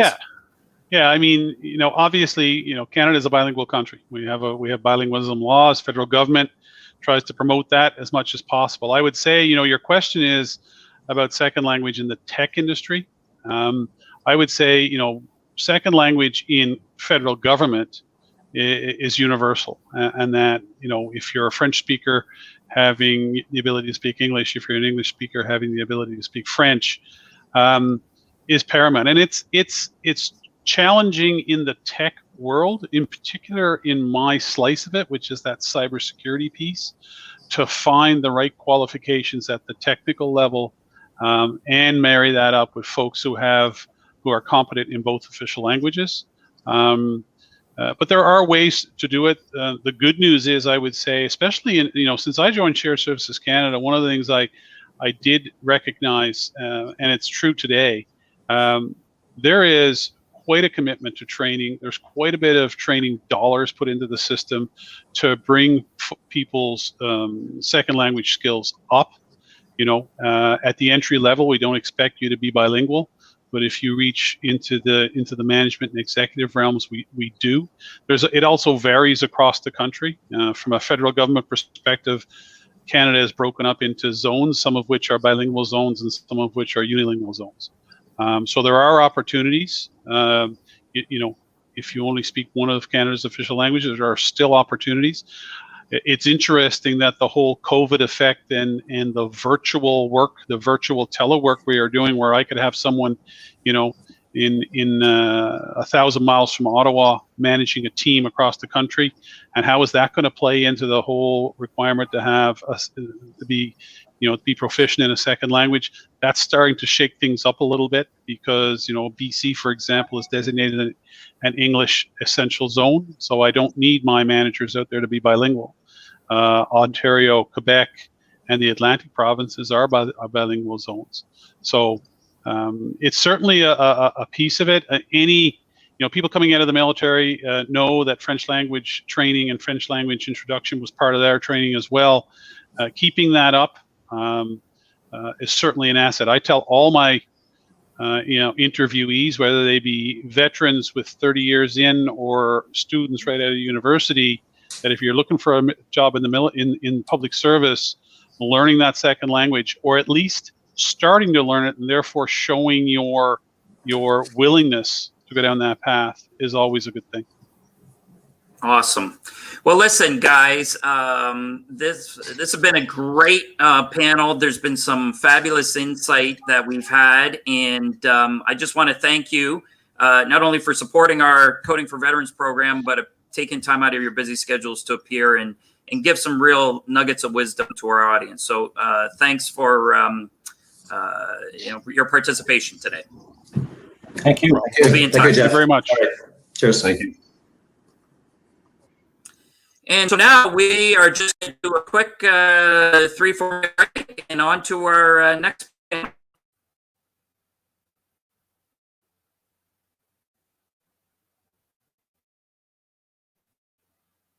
Your mission is to find a meaningful career after your service. At Veterans Affairs Canada, our mission is to support you.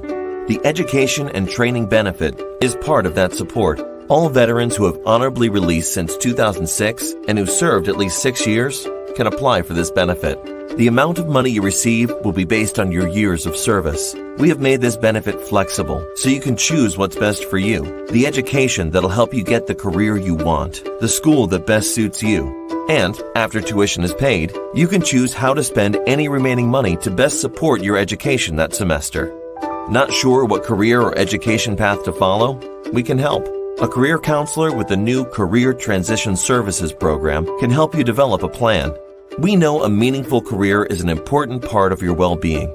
This benefit can help you achieve both. To learn more about the education and training benefit and how it may help you, go to veterans.gc.ca. A message from the Government of Canada.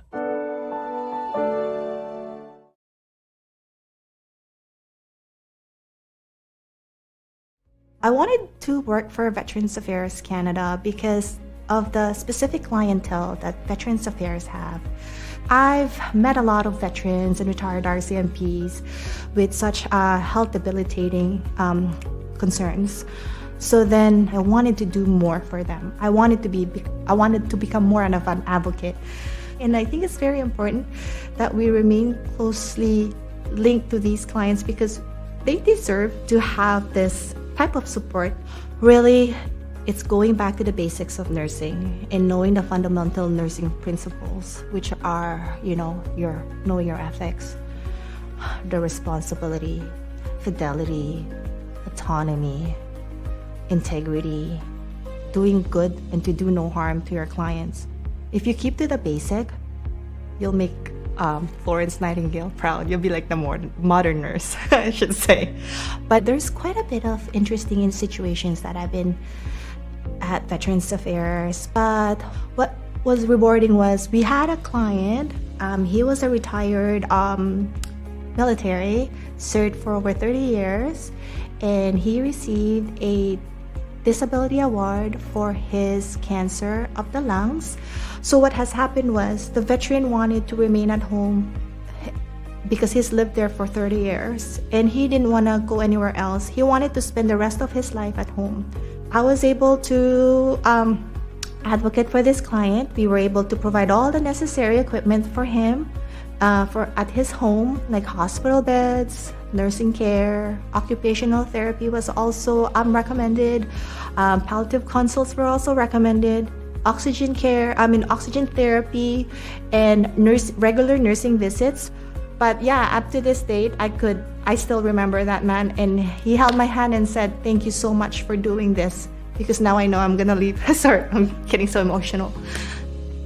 That I can leave this knowing that Veterans Affairs had my back, because I've lost hope. But you coming here allowed me to realize that there's still hope out there, that all the service I did for my country is all worth it. A message from the Government of Canada.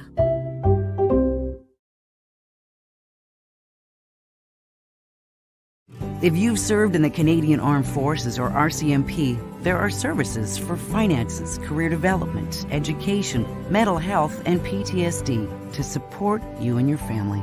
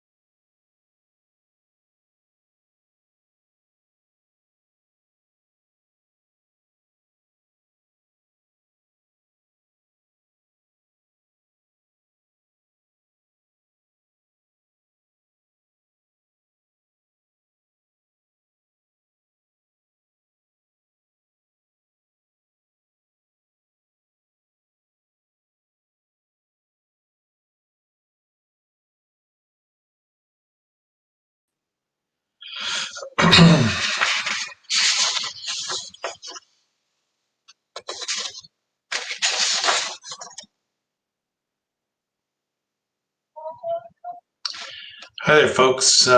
Thank you for sticking with us while we made that quick switch over. And now my name is Pat Shaw, and I'm one of the co-founders of Coding for Veterans. It's my pleasure to introduce the final panel of the day today, and focus in on our topic about. So now that I'm out, how do I stay connected? Joining us is Julia Scouten, Brian Riddell, Stephen Clark, and Cliff Trollope. So, welcome, folks. Glad you could join us.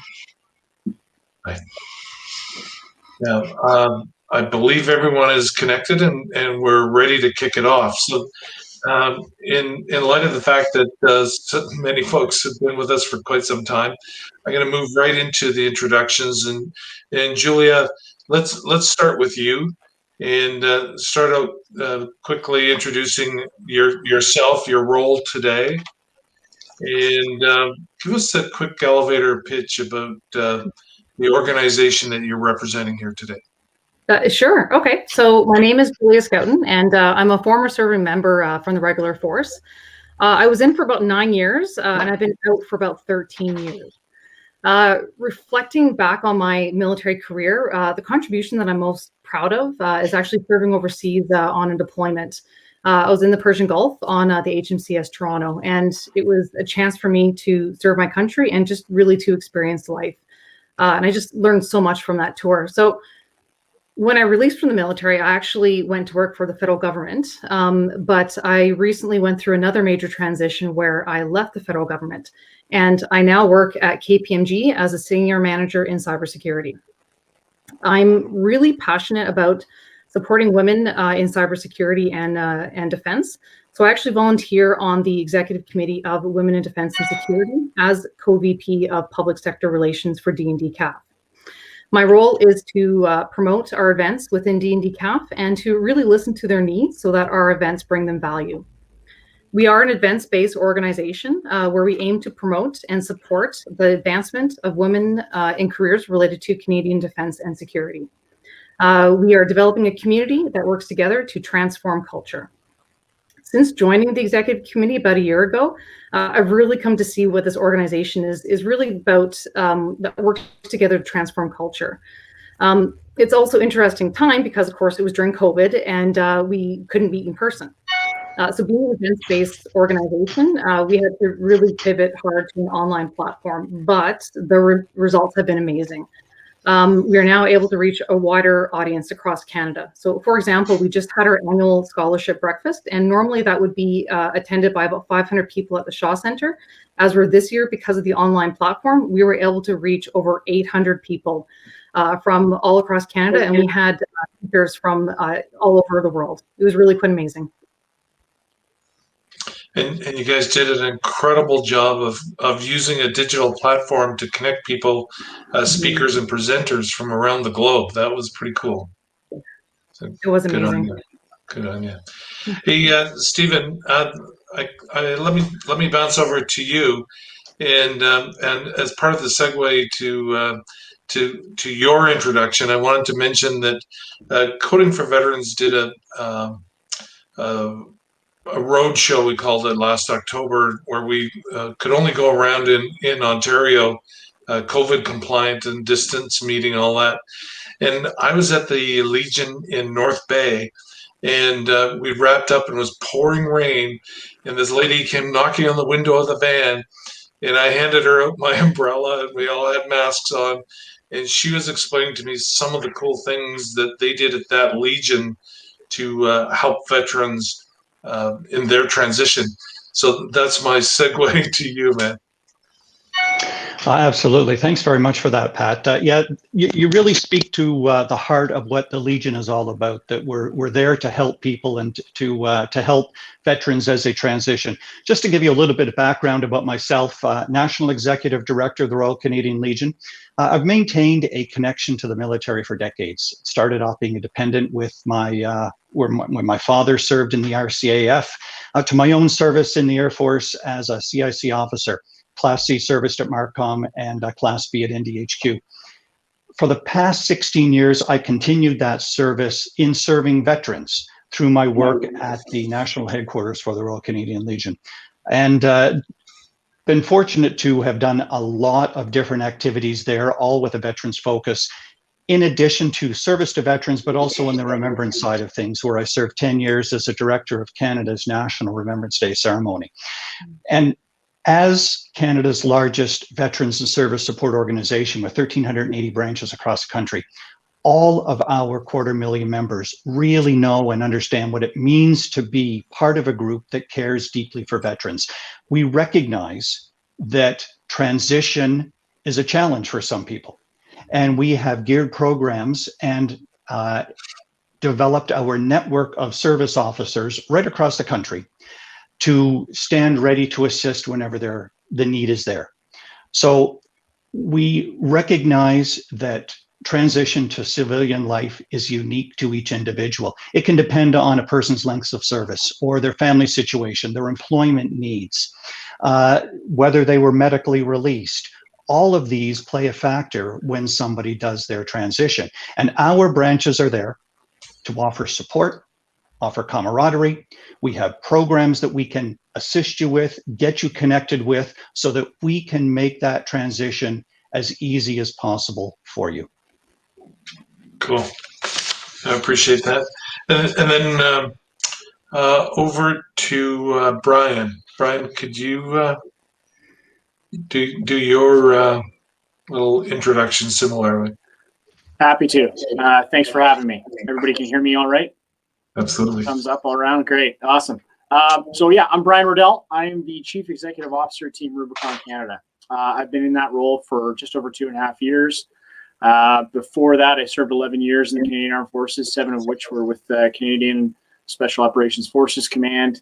I would say when I look back on my 11 years, I think the thing that I was most fond of was any opportunity I had to be able to align my personal goals with the needs of the institution and the military. And for me, I think without compare, it was the opportunity to be able to command troops on operational deployments, served in Afghanistan and subsequently in Iraq. And I would say that was certainly the highlight of my experience.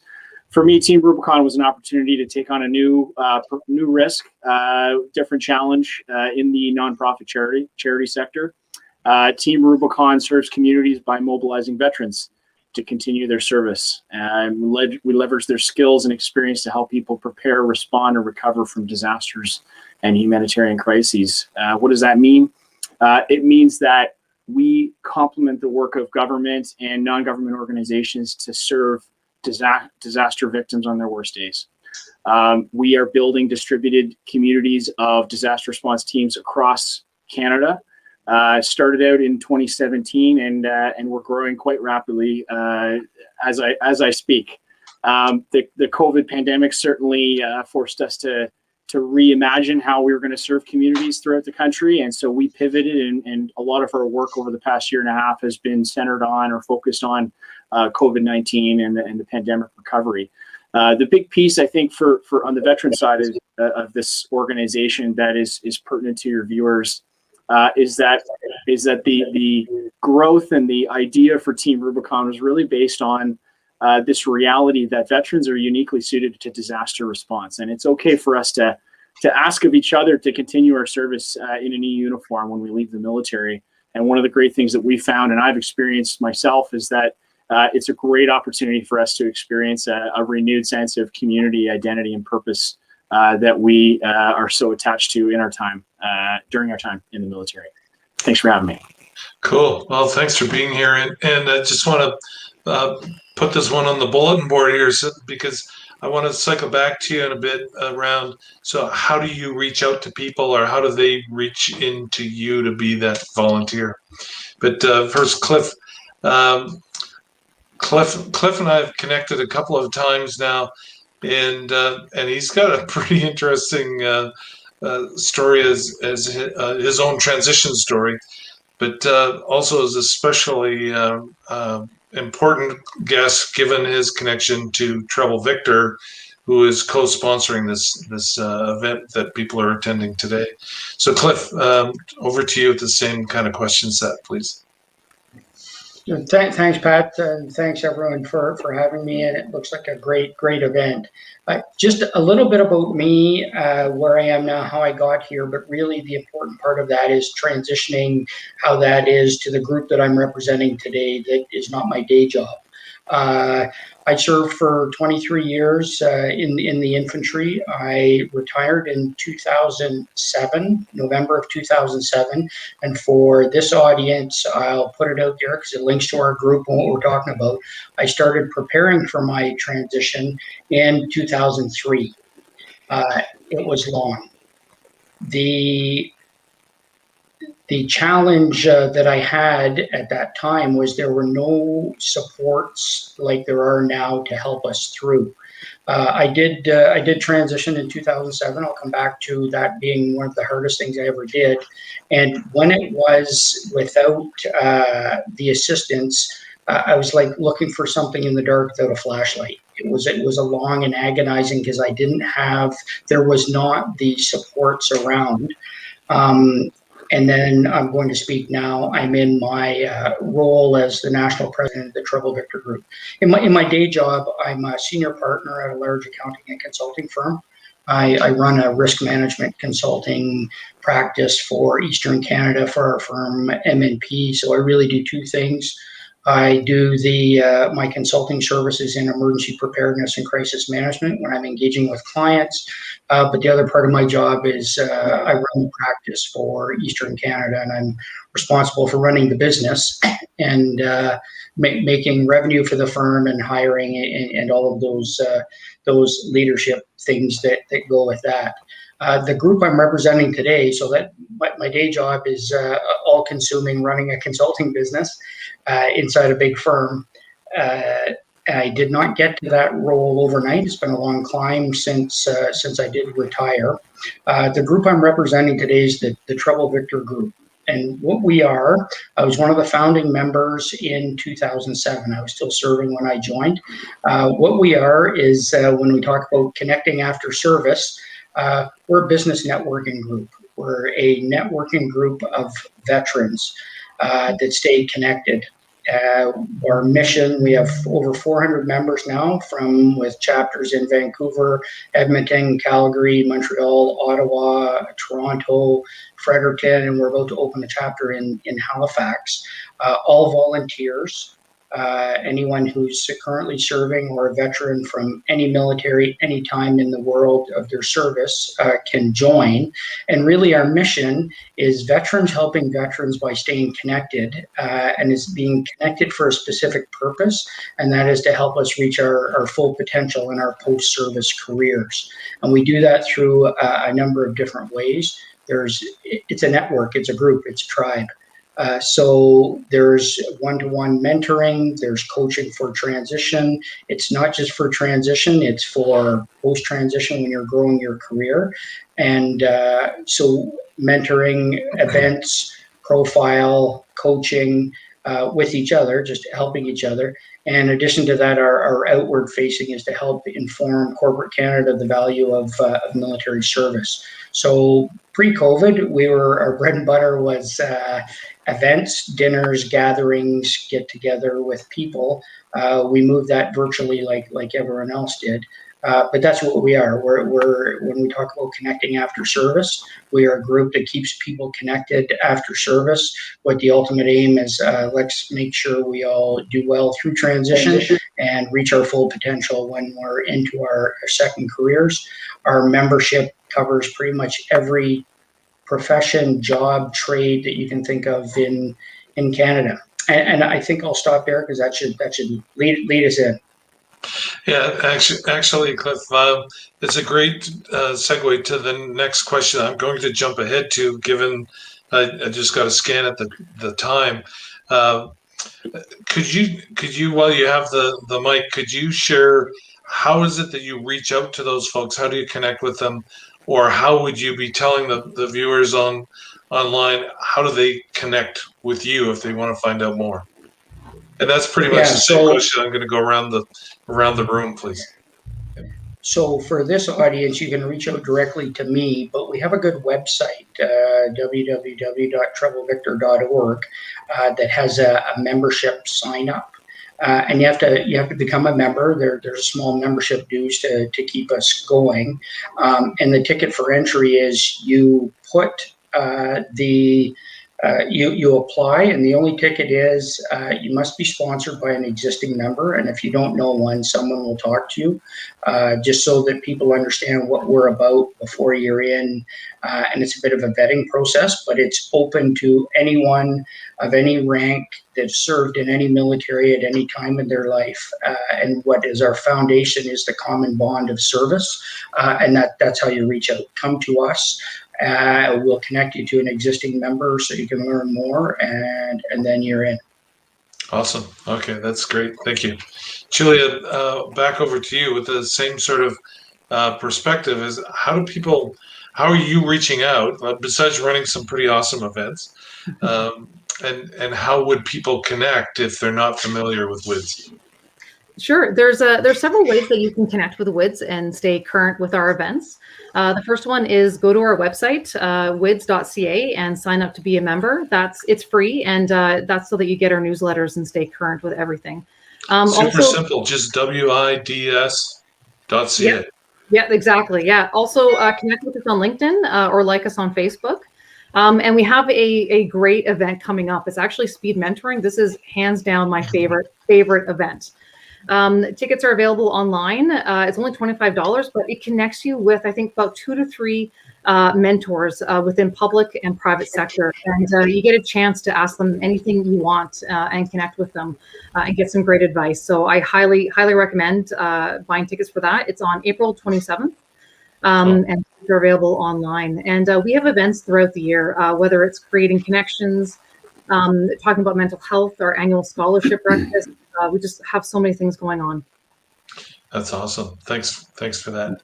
And Stephen, maybe I'll leave that over to you. I mean, legions are everywhere, it seems. It's not hard to find you guys. I know you've had some challenges, especially the Poppy campaign this last year. but what are you doing to reach out, and how would new people find you? Thanks, Pat. There's a couple of ways. As you mentioned, we're fortunate that we have such a large footprint across the country. So in virtually almost any community or nearby, there is a Legion branch. So if a member has any questions, they want to connect to the Legion, they simply go there. And if you're looking for specific information, I'd really encourage the individual to reach out to the branch service officer. We have 1,400 branch service officers across the country, 27 trained professional service officers that can help with that transition. If you're looking for general information, legion.ca or any of our social media channels can certainly help with that. We want to create a welcoming environment for our military community. So something that we have offered, starting a few years ago, we've developed a Veterans Welcome Program where every current and former member of the military receives a free one-year membership into the organization. We want you to come, be a part of us, see what the Legion has to offer. Hopefully we have something that you're looking for and we can maintain a lifelong connection. But legion.ca or your local Legion branch. Excellent. Thanks a lot. And Brian, particularly interested to hear how you reach out to folks who maybe want to travel halfway around the world to help out in a crisis. Certainly. Well, I can tell you that, you know, if you were asking me that question 2.5 years ago when I was the first hire at Team Rubicon, I would have said, well, it's likely straight to me. But we do have a very large network, a very rapidly growing network of volunteer leaders throughout the country who are establishing local leadership teams. We also develop, we've also got a national incident management team that we're building as well. So there's lots of ways to get involved. We are quite active across the digital channels. So following us on any of the social media channels, Instagram, Twitter, Facebook, LinkedIn, and contacting us. And the best way to really immerse yourself in Team Rubicon is to go to the website and join. Anyone can join. You know, we say Team Rubicon is open to everyone, veterans, first responders, civilians alike. But you know, it's tough work. The work that we do, the volunteer work that we're doing downrange in disaster zones is tough. But it's a great opportunity. People can join. They can get onto our online platform, which I don't mind saying I'd argue is one of the most robust volunteer management systems in the world today, where people can engage in online training, can connect virtually with other volunteer leaders, gain additional training, and sign up for events. Our calendar of events for whether it's training, projects, membership engagements, or short notice operations, all will show up. People will get an email in their inbox when they're members, when they're volunteers, and people will have an opportunity to get downrange and earn what we aspire to, which is the coveted gray shirt. And we have a saying in Team Rubicon, which is earn your shirt. And so to earn the gray shirt, you have to come out on an operation. And that's probably the best way for people to immerse themselves is to sign up, join, do the background check, and join us on an operation. Cool. My goodness, it's already 3:30. Let's do, if the people joining in can hang on for a couple more minutes, let's do one quick around the room in terms of one last bit of advice. If not your organization, because I think you've all represented well, is there another, like what is the additional thing that you would think of that you would encourage people to do? Julia, let's start with you. Okay, so my one piece of advice is take advantage of every opportunity available to you. For example, when I was in the military, I used up like all of my professional development budget all the time. I took French courses. That's where I got all my certifications in cybersecurity. I remember studying all the time. And then once I released, I actually applied for the Educational Training and Benefits Program for Veterans Affairs, and I'm about to complete my MBA because of that program. So I'm constantly looking for opportunities and taking advantage and really seizing them. So that's my advice. There's so many great resources out there, and just use them. Cool. Thanks a bunch. Stephen, over to you. Absolutely. I have to echo that. Veterans Affairs, absolutely tremendous in helping veterans transition to civilian life. Variety of programs that really help with all of that. The biggest thing that I can say is if you have questions, don't hesitate to ask, because there isn't any question that is not important, because if you're asking it, you need to know the answer. So absolutely ask whatever comes your way, and Legions are always there to help provide responses if we can. Awesome, thank you. Brian, and then I'm going to give Cliff the kind of co-sponsor wrap-up opportunity. That's totally fitting. Yeah, absolutely. No, my piece of advice, I thought a little bit about this, and mine's maybe a bit from the heart here. But when I've talked to a lot of folks that have been transitioning since I left, a lot of my friends are still in the military. One of the things I impart to them is, even if you don't know what industry you want to go into, even if you haven't had the luxury of time to be able to plan your transition, and suddenly you just find yourself in the middle of one, my advice to those I speak to is look for a vision and a culture and a mission that you believe in. And if you believe in that mission, then it's something that you're gonna be able to find work toward that vision that is going to give you passion in what you decide to do. And I say that, I think, more so because of my time in Team Rubicon. I've learned, and been inspired by so many volunteers that have come to this organization. They believe in our culture and in our vision for this organization. And that's something people can get behind. We're all, as soldiers, we're all very self-motivated individuals, and some of us, we transition, and we're going to need, it's okay to be a bit selfish early on and get your footing. Sometimes that selfishness is going to be focusing on your family. Sometimes it's going to be focusing on establishing yourself professionally. And sometimes, and what we've seen, it's folks that transition out of the uniform and 2 days later they're on a Team Rubicon operation because their way of finding themselves is through the service of others. So there's lots of ways to do it. Great, appreciate those remarks. And Cliff, back to you. Last word on what in addition to Trouble Victor would you suggest people should be looking at? So it's almost like all of us had prepared this before, because I echo what the others have said. If you can, begin preparing early. Professional upgrading, certifications, take advantage of things.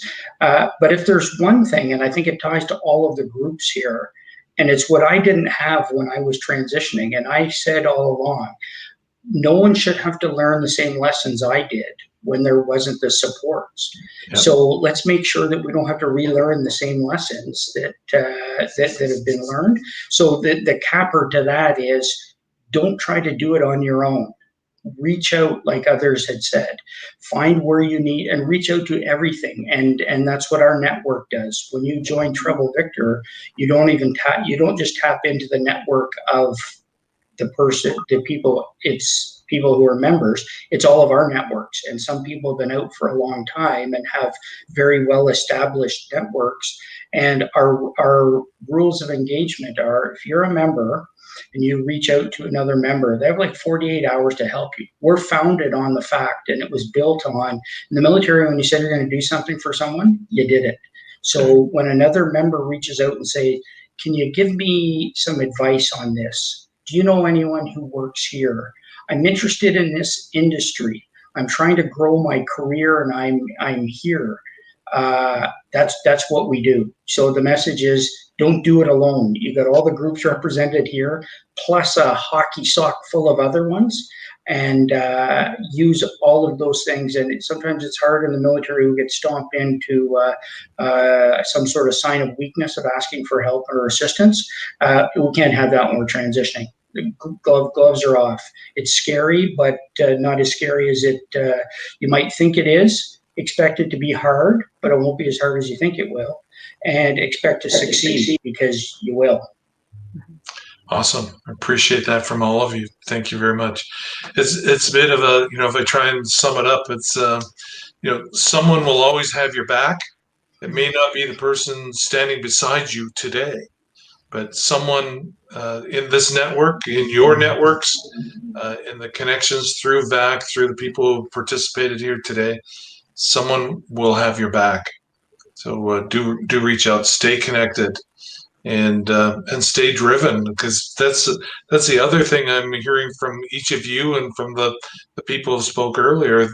You all have a a renewed sense of purpose, and an important sense of purpose. And I want to add to the people who have thanked you for your service. Because as I actually, before March 13th last year, I'd been to 30 different scan sessions. That was kind of how Coding for Veterans was trying to get the word out about this program partnered with the University of Ottawa. But that idea of staying connected, having that support, and the opportunities are there. But we are in a world where lifelong learning is an important new commitment for some, or a continuation for others. So find comfort and support in that. And Coding for Veterans is delighted to be able to be part of that journey for so many people as they move forward. We have wonderful instructors, over 15 instructors now. And someone earlier was talking about what language are you going to learn? Do you really need to learn Canada's official languages? And we've never discouraged someone from pursuing both of those languages.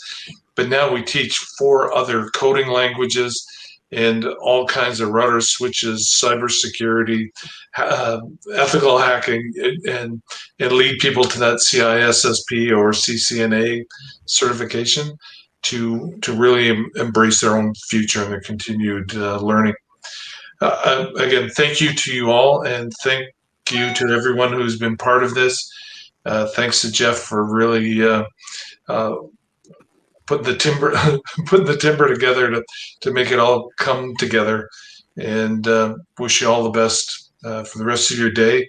I think I saw on my phone that it's 22 degrees here, just in central Ontario. So all the best to you. Thank you.